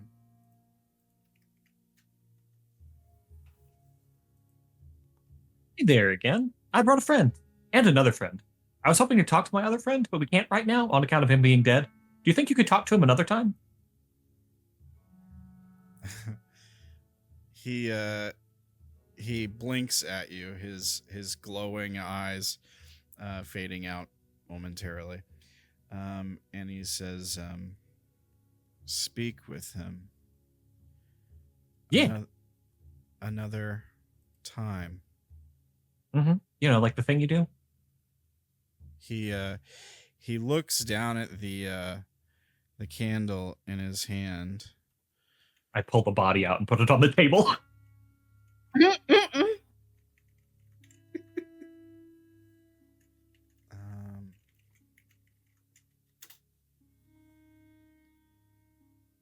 Okay.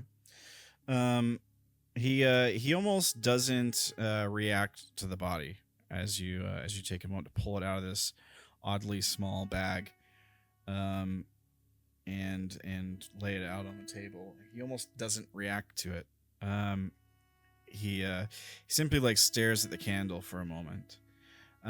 We see the candle start to rapidly kind of grow as some of the wax in his hand seems to rise up the sides of the candle and reform at the top. The light on the top of the candle flickers rapidly. Prepared to cast prestidigitation to turn that flame back on if he ever loses it. Yeah, the man rapidly shifts around the room. The chair he's seated in immediately goes flying against one wall, and it hits the wall and like splinters. It like shatters. And meanwhile, Don't worry, he just does that. He like moves around the room rapidly, facing odd directions. At one point, Maki-e, he's like right up in your face, looking at you like an inch from your face, like face to face.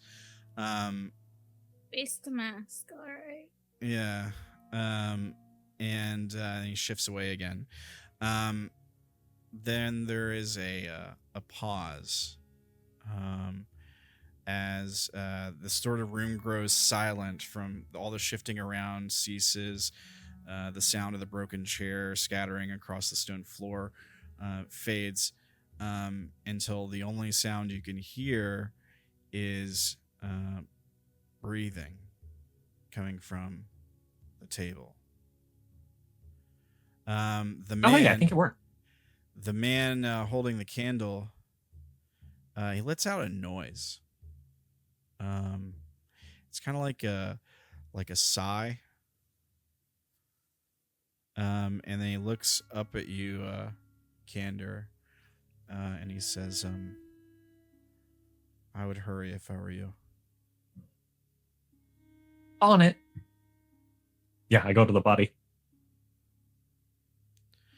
What is this? Lucero.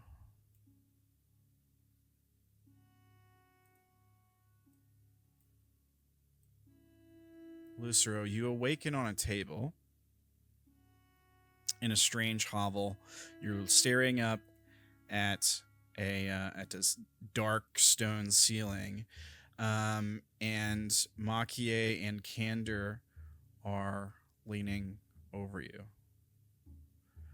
You feel a sharp pain in your chest and stomach in several places, and it seems to be shifting.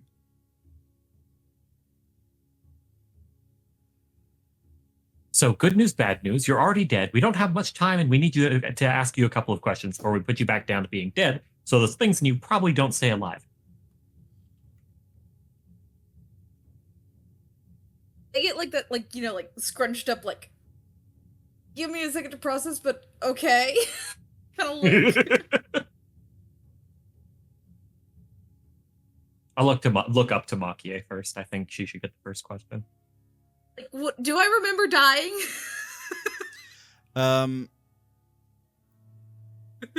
Make a wisdom check. Or at least do I like remember all the stuff that happened on like the closest to everything? Yeah, I'm gonna see how much you remember.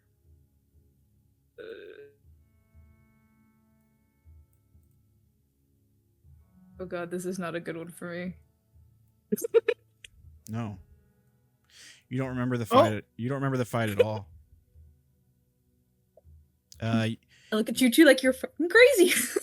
Yeah, you vaguely remember heading to the Taboo Enclave, you think? Does he remember getting shot? Yeah.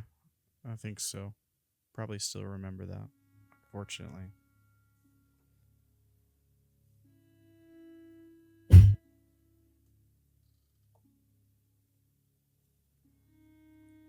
I mean, actually, as you think about it, Lucero, the pain in your chest grows. Oh god. Maki, you better see. We better see about asking these questions pretty quickly. It seems.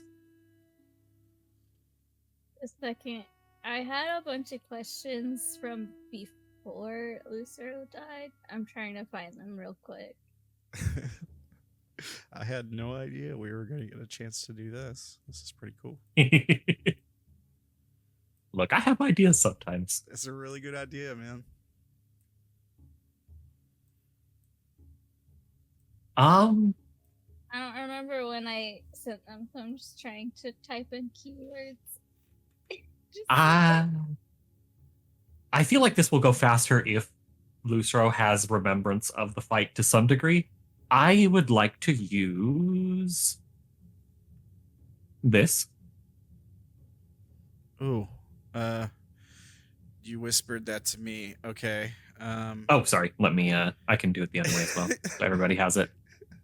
I forgot to put that back to public. I didn't know if it was intentional or not. No. Yes, that is. Twas intentional, or twas not intentional. So as an action, Psychic Whispers. Choose 5 creatures you can see. Roll 1 psionic energy die for a number of hours equal to the number roll. The chosen creature can speak telepathically with you. All right. And you can speak telepathically with them as long as you're within 1 mile. You and the creature don't need to speak common language or understand each other first time. We haven't used that in a while. Okay. Yep. At the basically, I'd kind of like to use this to, like, at the speed of thought, like, convey the entire fight to Lucero. Yeah. Is Lucero a creature? Right now, I'm gonna count it as yes. Temporarily a creature again. So for 4 hours, of the time we're not going to have, I'll go ahead and include Maki-e in this. Okay. Yeah, I mean, I think you're relatively quickly able to, convey images, sights, sounds, the general outcome quickly. It'd probably be a little overwhelming for Lucero because, I literally just throw sight, sound, smells, touch, taste, everything of the battle at you. Yeah. I do have high intelligence, so I don't think it's that bad. I think you're all right. I don't think you need to roll or anything. I have an 18 in intelligence, so yeah, it's fine. Pretty solid. You do hear from, like, part of the psychic connection, hey,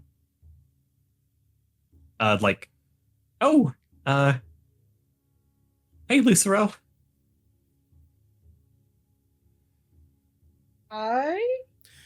Very confused. Candor. Quiet, I told you I'm in charge now. Candor, I'm just curious. Do you convey the part of the fight where you dealt the final killing blow? Yes. Okay. Sorry, didn't mean to interrupt. No, you're fine.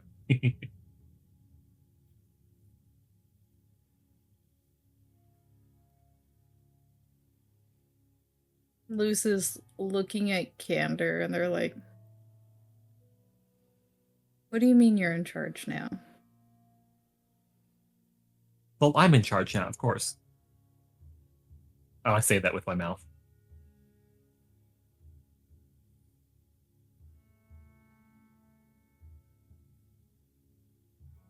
And who may you be? A pleasure to meet you. My name is Darren.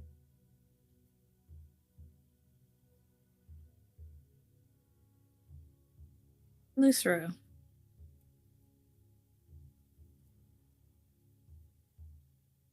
Have we had the chance I to don't- meet before? Oh, of course, all the time. How much of this is telepathic and how much is All of this right here is Verbal. vocal. Okay. Because once Candor starts being vocal, Luce automatically turns vocal. Okay. You probably Maki- also heard the portion that was psychic as well from my end, just because I can transmit out to anybody / everybody I want. It's just that only people can only transmit to me, and then I can transmit it around. Yeah. Maki, I mean, you can't see her face, but she's confused about that conversation, but she's going to say, you said we're limited on time. How much do you remember? She's gonna ask Lucero. Well, at least from Candor's point of view, just about everything now, or... Aaron? Yeah, both. Right. So, I asked you if you would be upset if we found a way to bring you back. We found a way.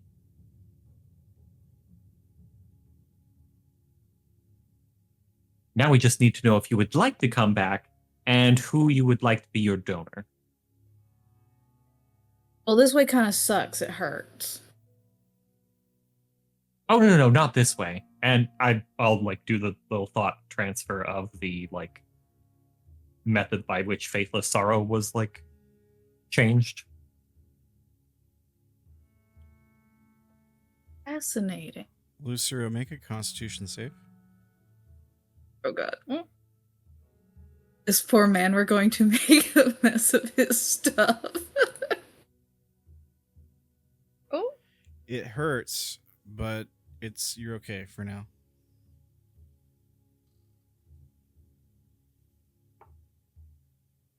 You feel the pain in your chest grow and shift around. It almost feels like something's moving around inside you. But it settles. They do their best not to respond, but with how well both these characters know them, they probably see an eye twitch.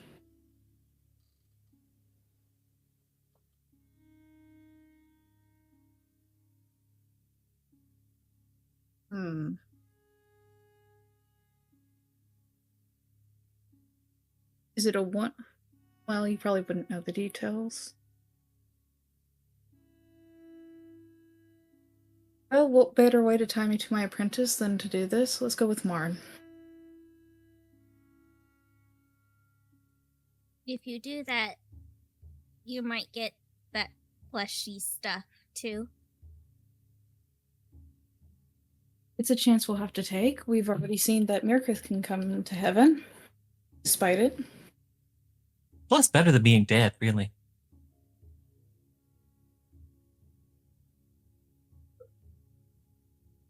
Fine. I will honor your wishes.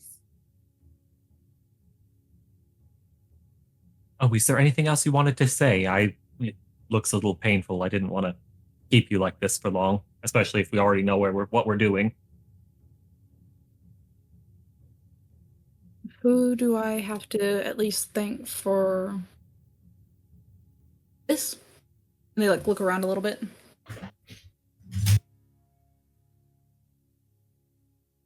Make another con save. Oh god. All right, you're still keeping it together. Literally.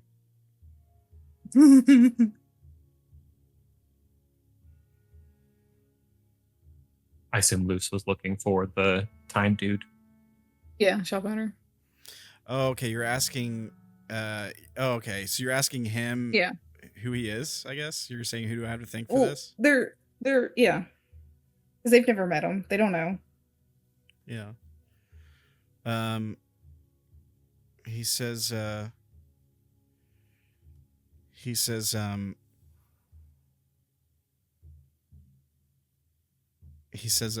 Did you forget, or haven't I introduced myself already? As far as I'm aware, this is my first time here. He looks at his. That's what I said as well. He looks at his candle for a moment, and he shakes his head, and he says, "No, not here. We met somewhere else, or we will." Different time, different place, maybe?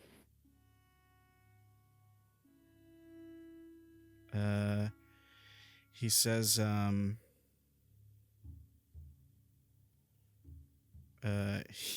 he says, you look different. Part of the job. I'd show you a trick or two, but not quite in the condition right now. No.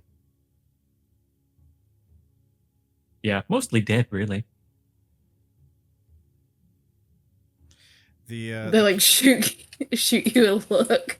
The candle flickers. Make another con save. Oof. Ooh, that's pretty low. Okay, Lucero. Oh God. That is a failure. Yeah. I gotta pop all over this poor man's shop. Your mouth and throat fill with blood as the pain twists in your stomach. Too much to keep in, actually. It spurts out all over your chest. It starts to run down the side of your face. Your already pale complexion gets paler. The man winces a bit.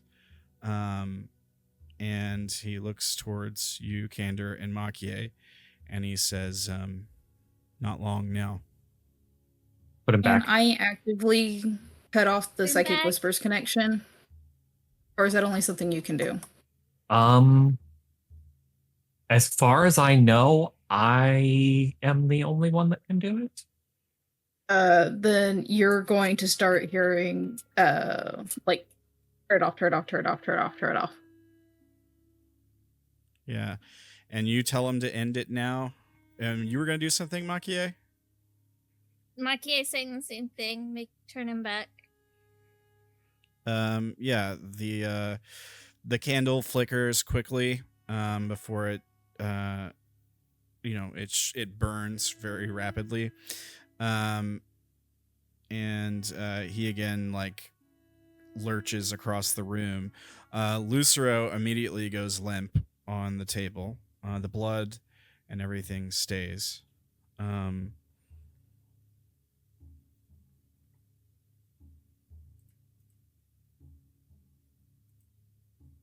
The chair comes back together.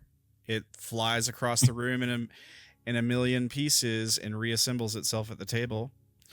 Before the man is once again seated there. And he stops lurching around the room, and he simply turns he's again facing away from you, and he again turns his head over his shoulder, where you can see the candle now much taller in his hand, and he says, do you think it will work? No idea, but we have to try. Perhaps worth a shot. He looks at Maki-e, and he says, what will you pay in exchange?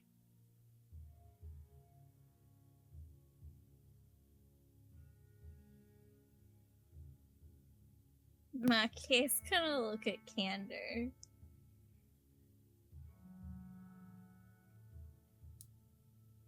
I mean, I will say that I have not cut any sort of Psychic Whispers connection. Just to put that out there. I don't think that it is still contacted, but no, just in case. Yeah, I guess you might feel Lucero's connection go out. Yeah, okay. Making sure. Yeah. Yeah, I mean, I guess mentally I'll just go, well, I don't see any harm in answering him.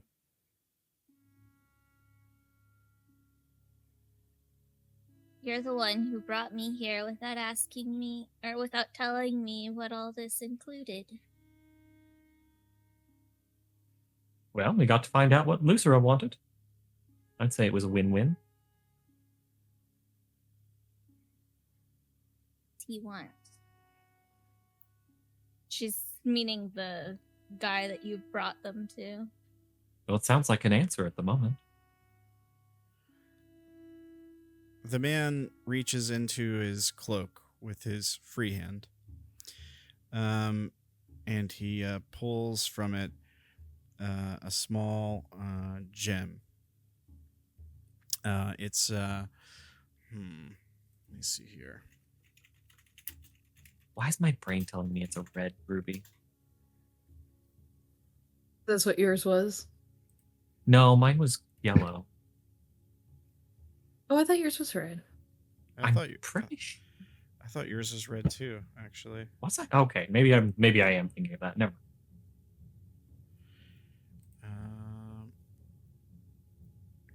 Good. I hope so. Please tell me. Please tell me if it was red. I kind of need to know. I just have the time locked gem. I don't have the color of it, unfortunately, written down. Okay. I thought it was red. We can find out. It's in an episode. Okay. I'm gonna have him present you with a yellow gem. That's the reason I was wanting to know.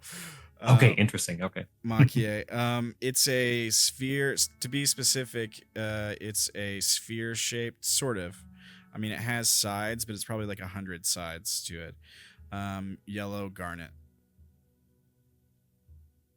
And I mean, it's kind of small. It's probably like the size of like your thumb, like a person's thumb.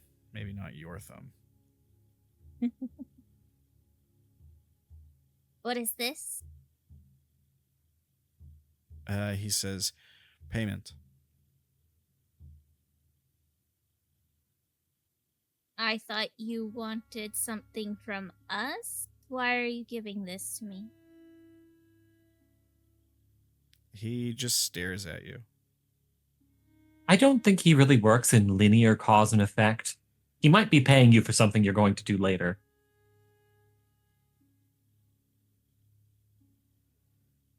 Explain. I mean, you saw the thing where he randomly flickered around the area. I think he's got some weird time thing going on. He even died once, and then I put his flame back in, and he was just, right as rain again. Right. He tilts his head to the side, and he says, died? Don't think about it.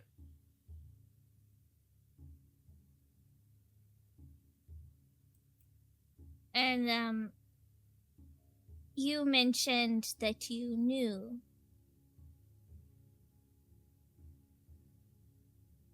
She'll indicate Lucero. She doesn't want to give names. New. He looks to From another time or place? He looks to the body on the table, and he tilts his head to the side. Never seen this one before. Well, that just means he hasn't met him yet.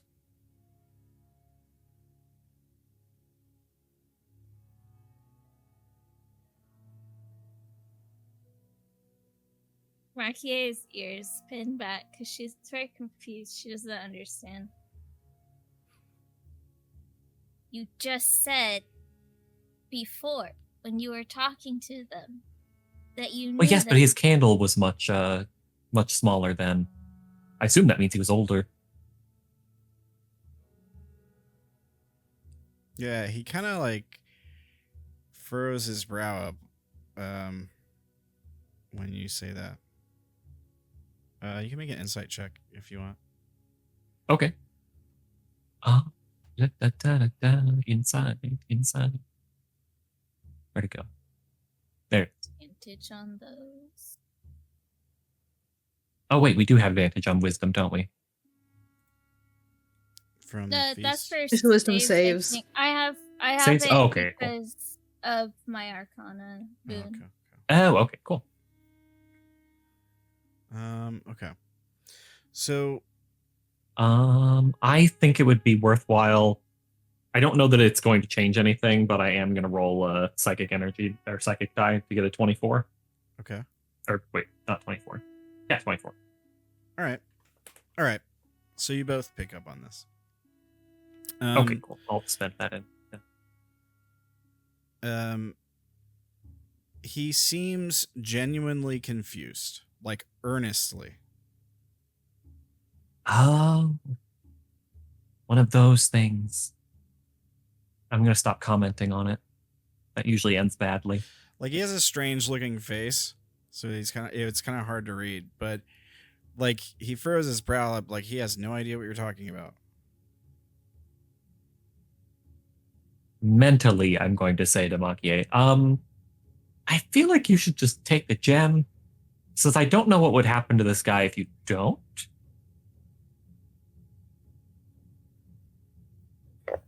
I reply to you, I don't know why he wants me to take it.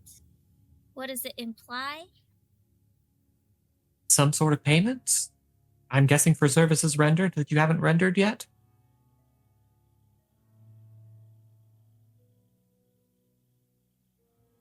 Look, think of it this way. I think every time you see this person is every other time that you have also seen this person.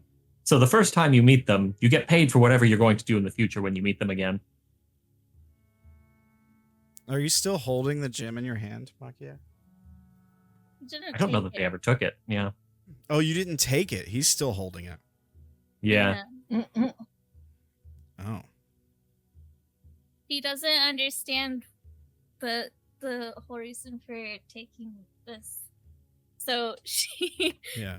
I mean, I didn't she's realize not you saw it. satisfied with whatever answers Candor is Yeah. giving her. So she's going to say, if I take this gem, what does that mean? To the guy. He says he looks down at the gem, kind of furrows his brow again, and then back up to you, and he says, "It's yours." Why? Payment.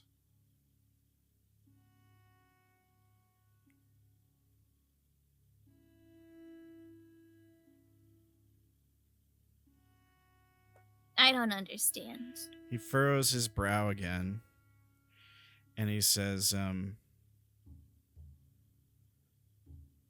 like he seems to be considering something, and he says, perhaps it would have helped.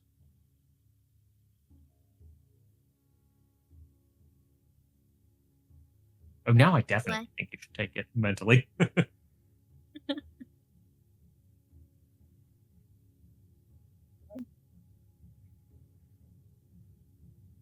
Can I roll something to see if Maki-e can figure out, like, based on what the conversations have been, like, what this stone is about? What are you wanting to roll here? Are you wanting to like see if the stone is magical? Like take a look at it and see if it gives you any kind of aura of magic feelings, or like what is it you're trying to figure out here? I don't know. That's the problem. My brain's not processing this right now. Yeah. I was hoping you could tell me so that I don't have to think about it anymore. Yeah. That's kind of the point of this guy, is that he kind of doesn't make sense.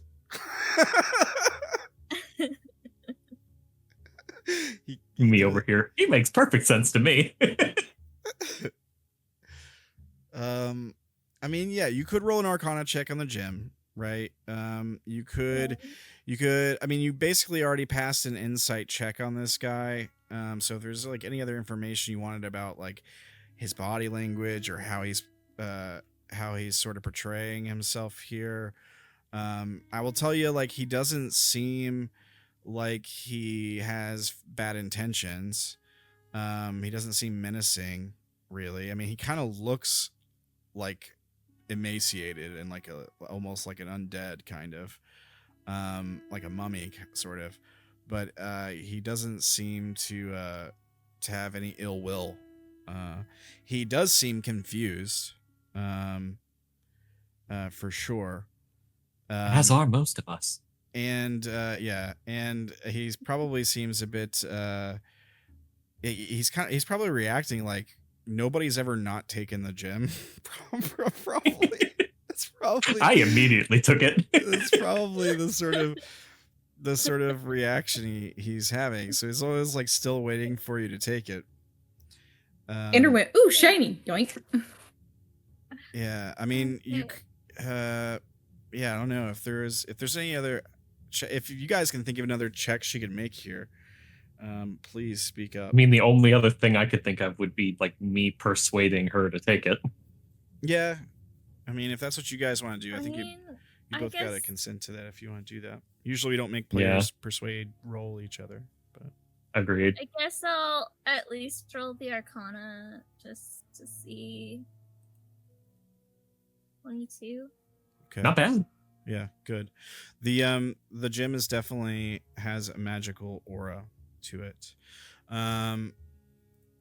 There is some divination magic and also necromancy attached to the gem.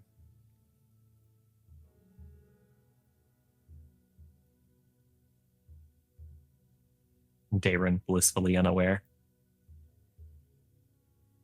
And he just said something about like it might help down the road or something, right? It might have helped. Yeah, he said maybe it would have helped or something like that. Yeah, like past tense. She's going to ask, what do you mean by this? He says, just a feeling. Seems like a feeling that it'll help me or you down the road. He blinks and he says, it seems like you could use it.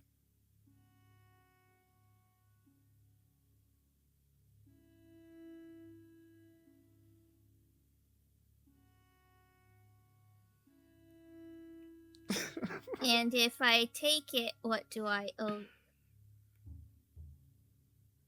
Oh? He shakes his head. Oh, nothing. He says, I believe we were told upon coming here that nothing here is free. He gestures. So I don't believe this. He holds the gym up and he says, payment. Oh, nothing.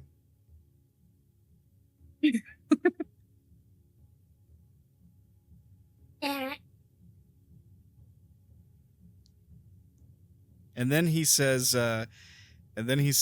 I owe you nothing. And he gestures to the gym. Right, and I don't want to owe you anything, so you keep it. He shakes his head. He says, I will not be owing favors in this place.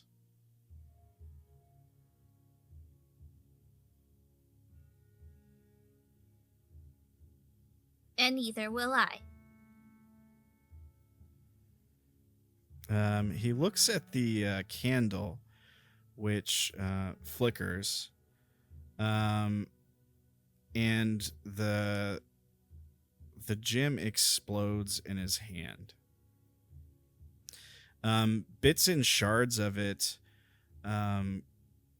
definitely stick in his hand and cause him a probably pretty grievous wound. There's probably a bit of well, he's pretty dry, so not a whole lot of blood probably, but there's definitely chunks of his hand peeled away from the impact. It doesn't explode like a bomb, but like it just like it's basically like glass shattering out in all directions. You might nothing happens to you, but you might like instinctively kind of like shield your face or something.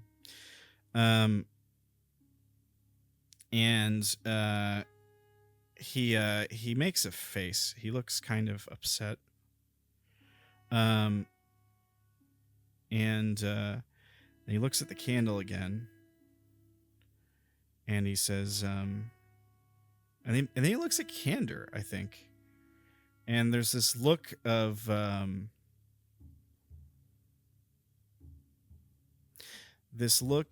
like questioning, like almost like a how could you do this, like a why look on his face. How could this happen to me? I've made my mistakes. Yeah, he shakes his head and he says, fine, leave.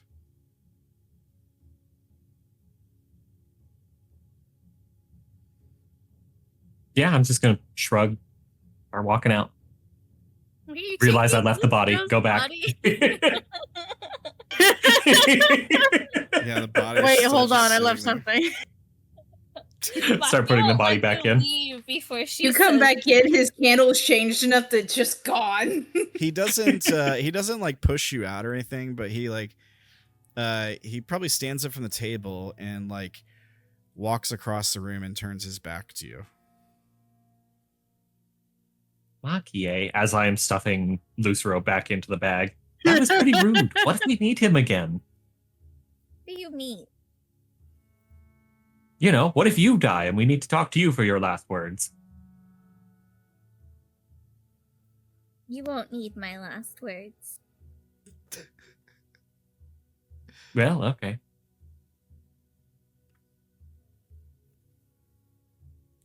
Oh yeah, we're probably gonna have to have you check and look and see if there's any like internal damage to the corpse.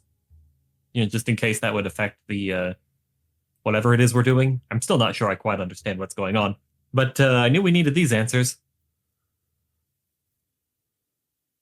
We only got one.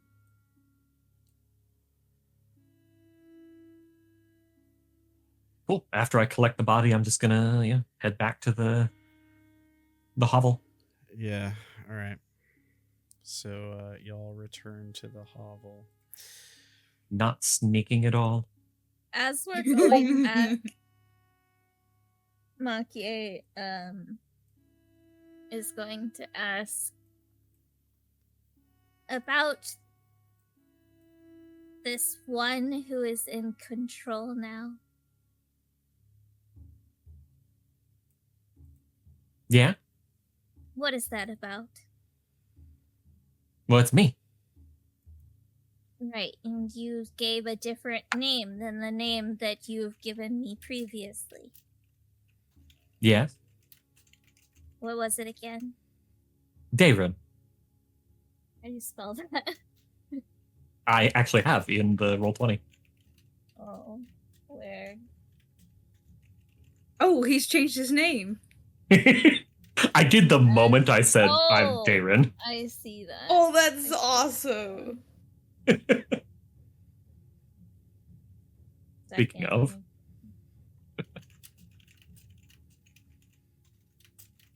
And have you always been this Darren? Yep, whole life long. So why do you introduce yourself as Civil Candor? It's easier. That's 2 words. Oh, no. It's easier for the con. What con? The con that is life.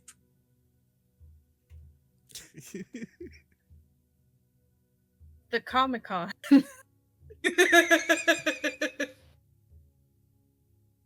Life's a con, baby, and I'm in the smoking corner. Who does Darren serve? Myself. Who does... By the way, when she says Civil Candor, she is saying it in her accent that I cannot do right now. You are fine. And who does Civil Candor serve? It's a bit of a weird question since it doesn't technically exist.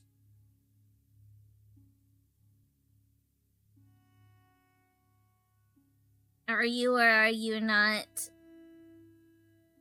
of the sun? I suppose you could say so. It's where they put me.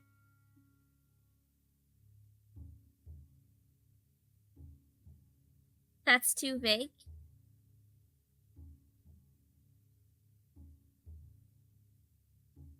Well, it's where I ended up when the bureaucracy was a little lacking.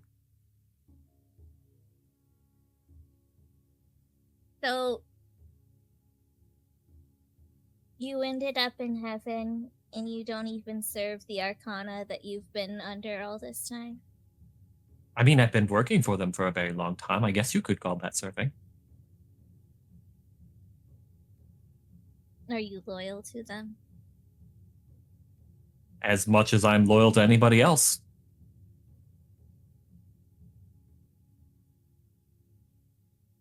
But not as loyal as you are to yourself? Well, of course, you have to have your first loyalties to yourself.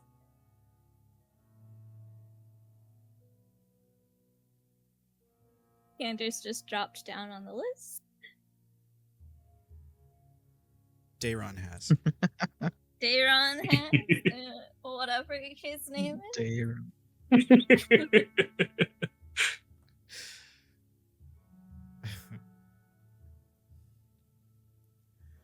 All right.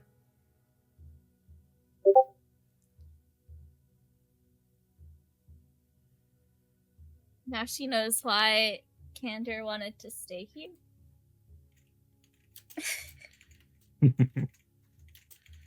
Very possibly. Yeah. I mean, I feel like I would have more questions if I could think of them right now, but my brain doesn't want to think anymore, so I think that's You it. are funny. It's all There good. will be plenty of time to ask them, I'm sure. Don't worry about I don't think we'll about them be later. I don't think we'll be leaving here for quite a while. So you guys arrived back at the hovel? Yes. Okay. Team shopping. Would you guys like to be arriving back at the same time? I think I probably have little fragments of the yellow gem still stuck in my hair. Yeah, maybe. Yeah. You're all sparkly. Yeah, you know what? Yeah, you pick a fragment of it out of your hair. Do you look at it? Probably just reflexively, yeah. Make a wisdom check. Okay. I'm sorry, make an arcana check. Okay. Where'd that go? There it is. Oof, just a 10. So you there's a moment where like the light catches it and almost kind of like sparkles, and for a second you swear you see something in this tiny little speck of light reflecting off this shattered gem. Like you almost swear you see like some kind of image or maybe something move, but you have no idea what it was. And it's gone just as quickly.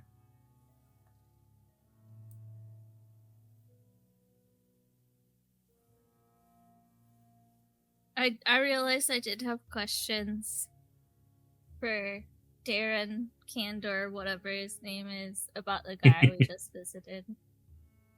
Okay. If we want to, I don't know if the others are still doing. Yeah, I can just ask them in roll 20, and you can move on to the others if you want. Okay. Others, did you guys want to? Yeah, that way we can go a little fast. Did you guys want to RP the shopping trip? I mean, it depends if person's doing anything out of the ordinary. Okay. Yeah. Okay. So, Cursed, what are you doing?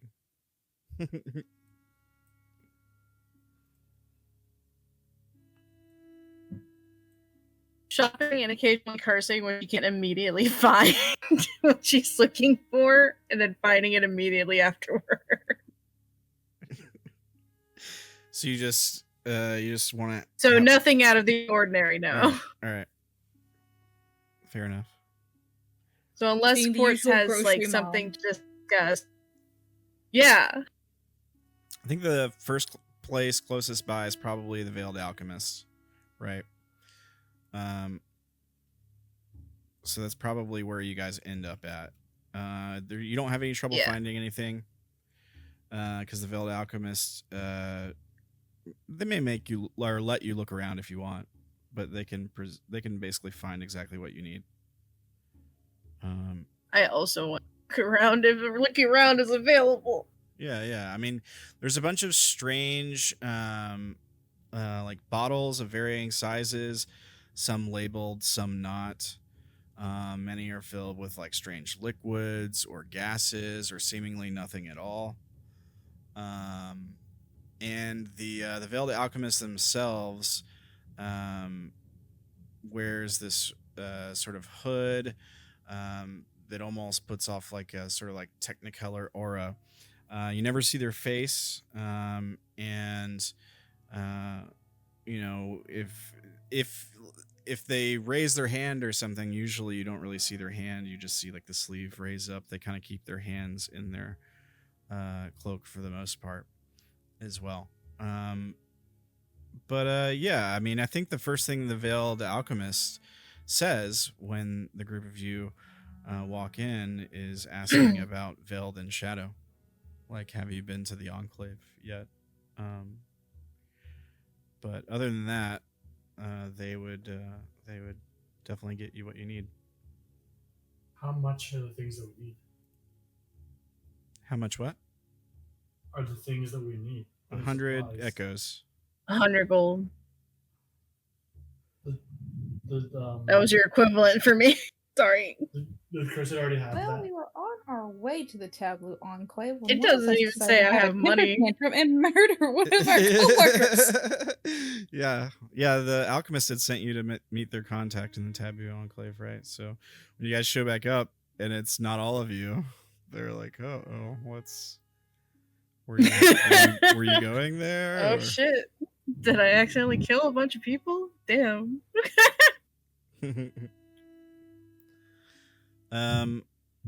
But yeah, it was 100 echoes. So Cursed, I think Quartz was asking if you had the echoes on you. She's gonna blink at you, look at her pouch, realize there's nothing in her money pouch, and then look at you and furrow her brow. I think you guys stole her money. Maybe. I don't remember. Yeah, I have no money, by the way. There's nothing on my sheet. So whatever I had, somebody took. So Quartz will front the 100.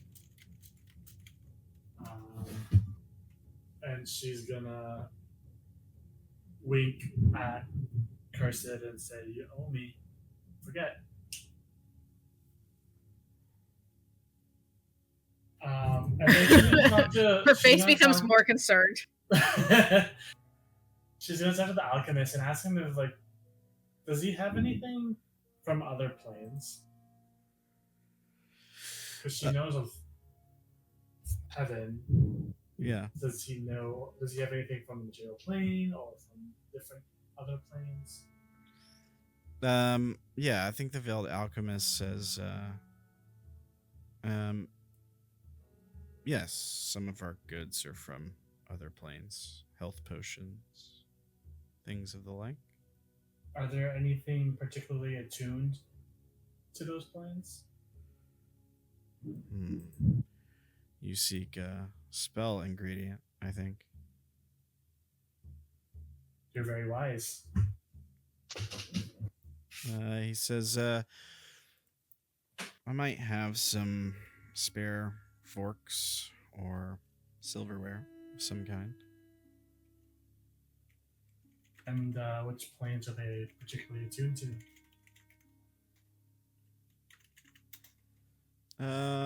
What are you looking for? You're probably looking for a heaven one, right? No, I'm actually looking for like probably a material plane one or any other one. Oh, okay. Yeah, I mean, I think you probably might be able to find that here. Let me see here.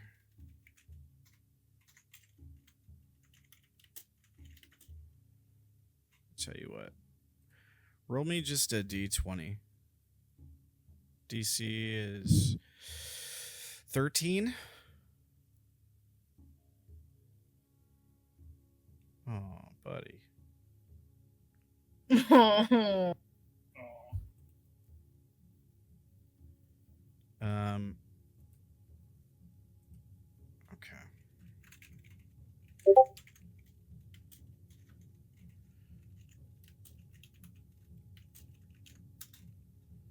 Is the Fey Dark a separate realm from the Fey Wild?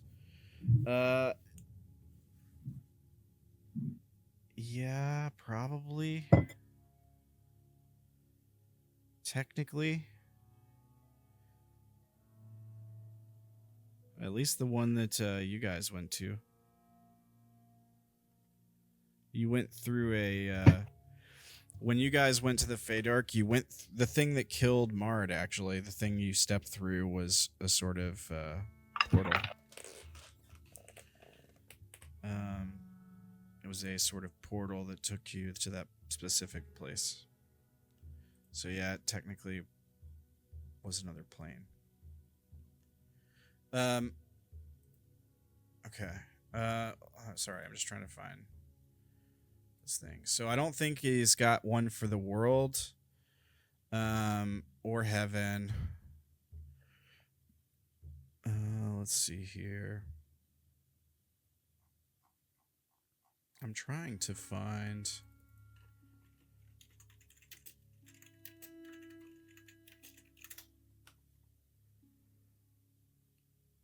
trying to find the price for him, to be honest with you. But he does have one for Limbo. It's very dusty. And he has one for the Plane of Water.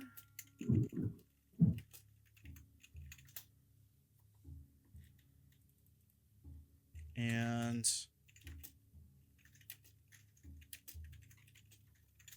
let me see here.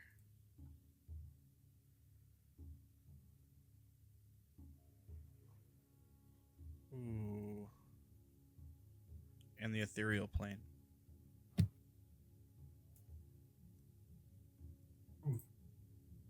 And how much are any of those?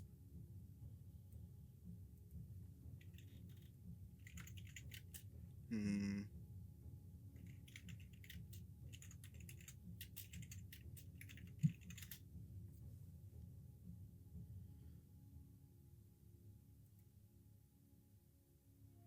me see.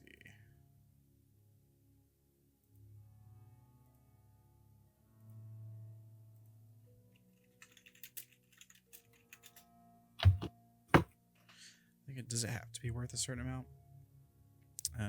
Yeah, they have to be worth at least 250. Okay. All right. So the one for the Plane of Water is 250. The one for the ethereal plane is probably going to be the most expensive one. What was the other one I said? Limbo. Limbo, yeah. The one for Limbo is 350. And the one for the ethereal plane is 1,000.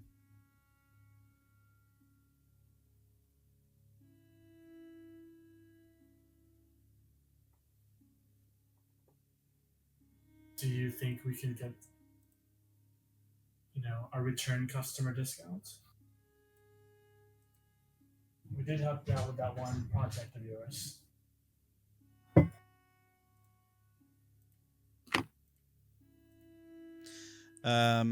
He says,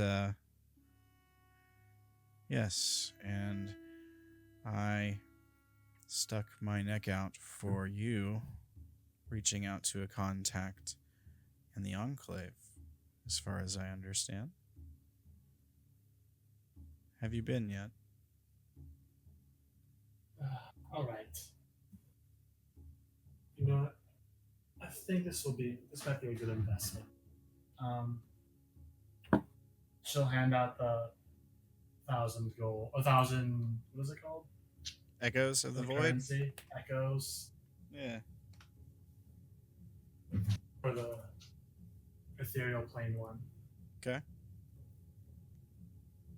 And then she's gonna ask Cursed if there's anything else that she wants. And if we're done here, I'm assuming that Myrkrið wants nothing to do with any of the stuff. So she doesn't even ask him. You're welcome to chime in whenever you Oh, like. that's right. I forgot. Yeah, he's here. He's just muted. Oh, that's right. When you ask Cursed, she's shake. No, I'm good.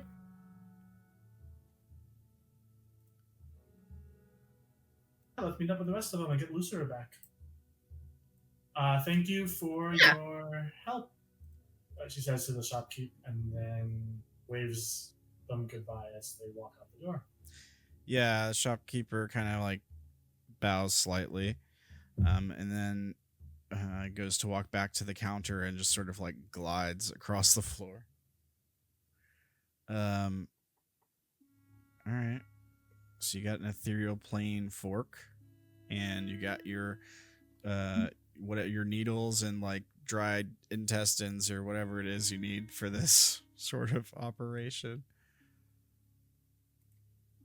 My wild assortment of medical supplies that is really, really rough medical supplies. Yeah. There's probably like some also questionable sanitation. Yeah, some like scalpel type instruments, some like leather like straps and stuff to like strap a body down kind of thing.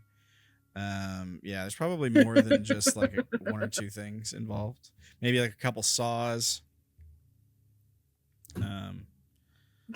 Yeah. That kind of thing. All right. Cool. So do you guys all head back to the hovel? Yeah, I'm good with that if you guys are.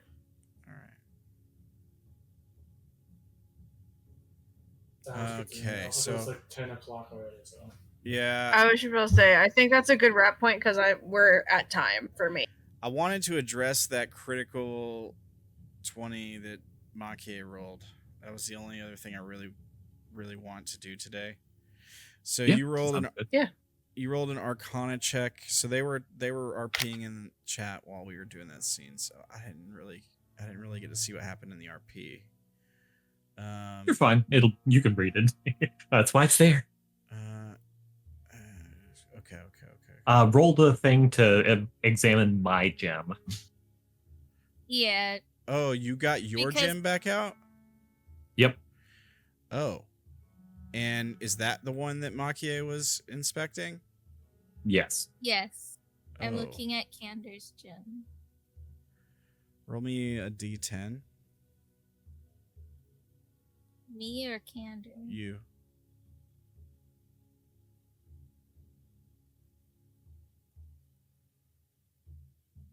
You age 6 years. Oh my god. Interesting. You also How get long is money? Yeah. I don't know if it's too serious for you. You've been around a while anyways, right, Maki-e? Yeah. It's not like crazy, but I mean 10,000 years old, so you know. In most, okay. Are you one of those monks where you have like timeless body yet? Where you can't you can't die from old age basically or whatever? That's like a monk. I don't think that they'll ever get that because they multi-class. Oh, okay. Yeah, I think that's only if I get to level 20 as a monk, and I am not going All right. to. Well, I don't know. It's up to you. Maybe you get a little grayer. I don't know. It's up to you how it affects you, but you age 6 years. I thought Timeless Body was a 15th level thing. Yeah, I thought it was like 17th. Is it? But... Yeah. 15th. I can check. I'm only level 14 monk right now. Oh, okay. So next level. Dang. How unfortunate. You do get a vision. So oof.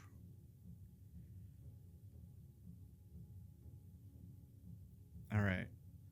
So what you see is a you remember the place you saw before you were sent to the void? Like the place you just got a glimpse of for a second? Yeah. You see that place again. You see that place again, only it is different. There are many armies and like soldiers lined up there.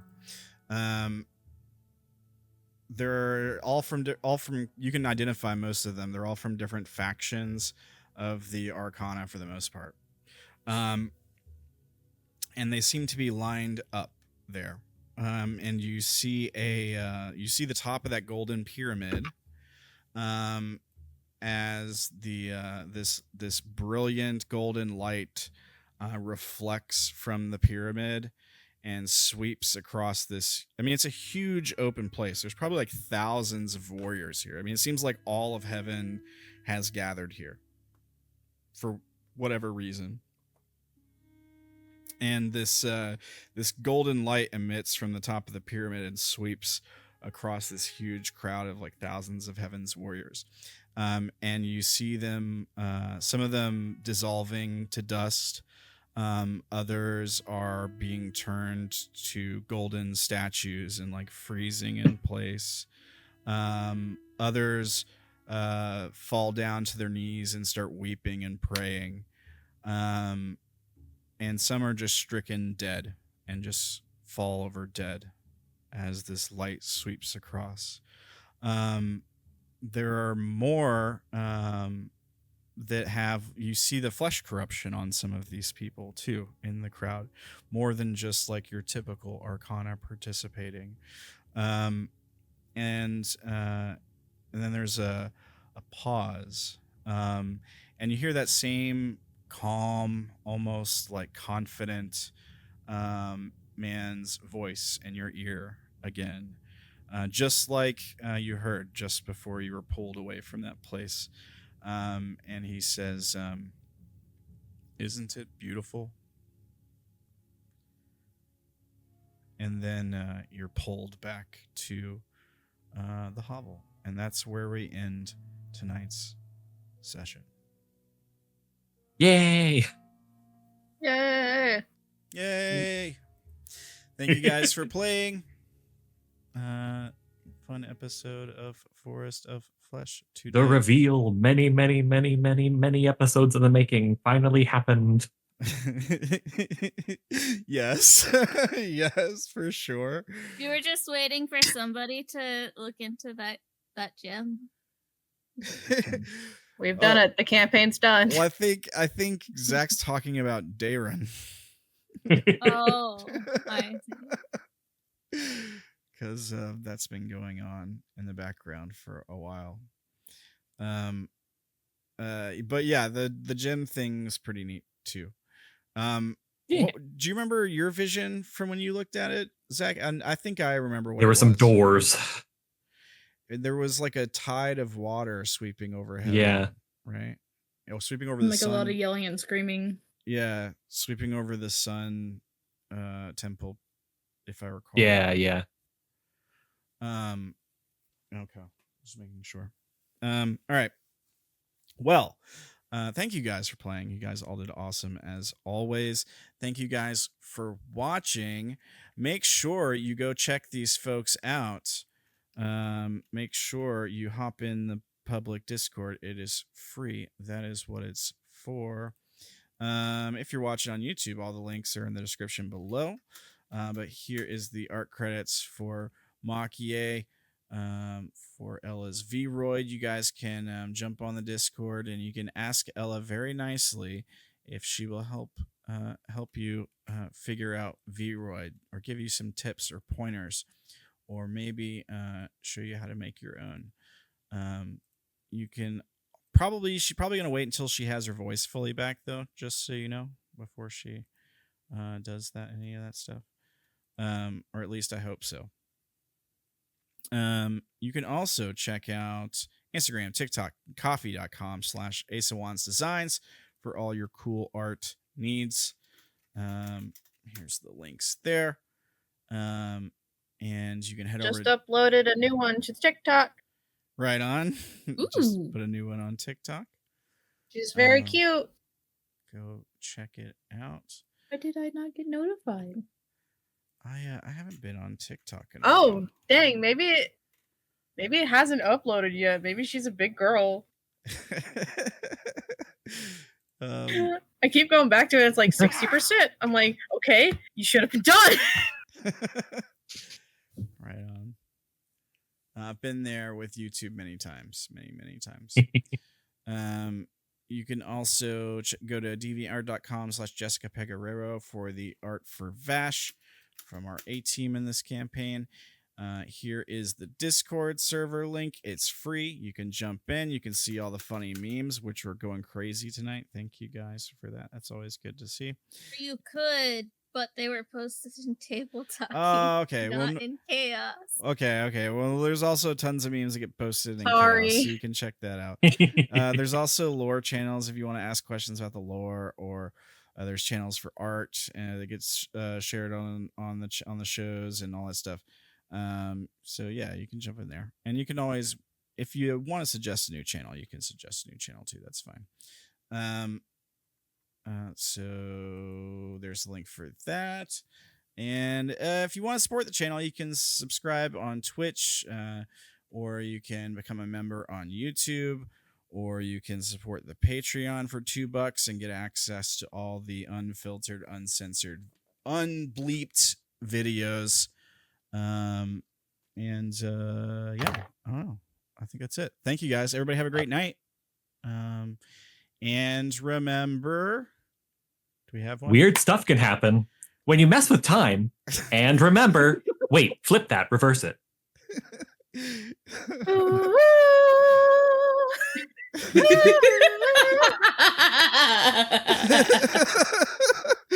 All right, you guys have a great night. Wait, we didn't experience. All right, let's do experience. Gimme. Let's see here. There's no combats. But lore. There was lore. There's a fair amount of lore. There was definitely there's definitely a fair amount of RP and lore, and a little bit of cool too. I mean, that was a cool idea, even going back to the time guy, for sure. Yeah. Okay, so here's what I'm gonna do. I'm gonna give you guys 4 for RP, because it felt like everybody kind of RP'd pretty hard today. I am glad that we even got the dead player in. Yeah, we even got the dead player in. Yeah, so you deserve the full XP just for that. I'm also glad we got Cursed back in too. I was kind of worried. I was like, maybe if I try to explain it like this, maybe it'll work. Yeah. Oh, trust me, I was going to drag them back with me if they were not going to do this. Maki was planning on going back there anyway, so.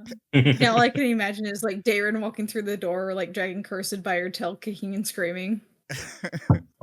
Well, I'm glad that I mean, I was agonizing about how to do that, because I didn't want to just like kick Joeann off the show. You know, like I was like, I gotta figure out a way to make this make sense. So, I can't. Yeah. Wait, what? What'd you say? You cut out a little bit. He said, well, I can't just kill her off.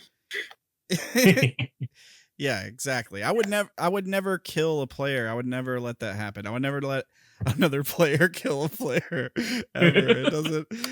Sure about I don't know what you guys are talking about. That doesn't happen here. Okay, so full for RP. I'm gonna give you guys. There's a little bit of lore missed. I'm gonna be honest with you.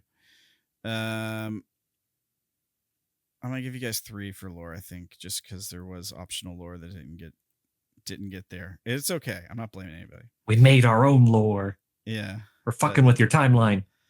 Yeah, you guys are fucking with the timeline, and I think you guys deserve 3 for cool. At least a 3. What does that put you guys at? 7, 10? 10 for the session? That's not bad. 10% of a level. I think that's what you guys without combat. I'd take that. Yeah, I think that's what you guys are usually aiming for. Anyways, is like 10%. All right, cool. Well, good session. So, love you guys. Everybody have a good week. Wednesday, we're not going to be having game because we're going to be having the Broken Players meeting up in Oklahoma. So we will be gone Wednesday, but we'll be back for some more Forest of Flesh next week. Yeah? Yeah. Yeah? At the normal time. At the normal time? Sound good? All right. Cool. Well, everybody have a great night and a great week. And we'll see you then. Bye, guys. Bye. Bye. Bye.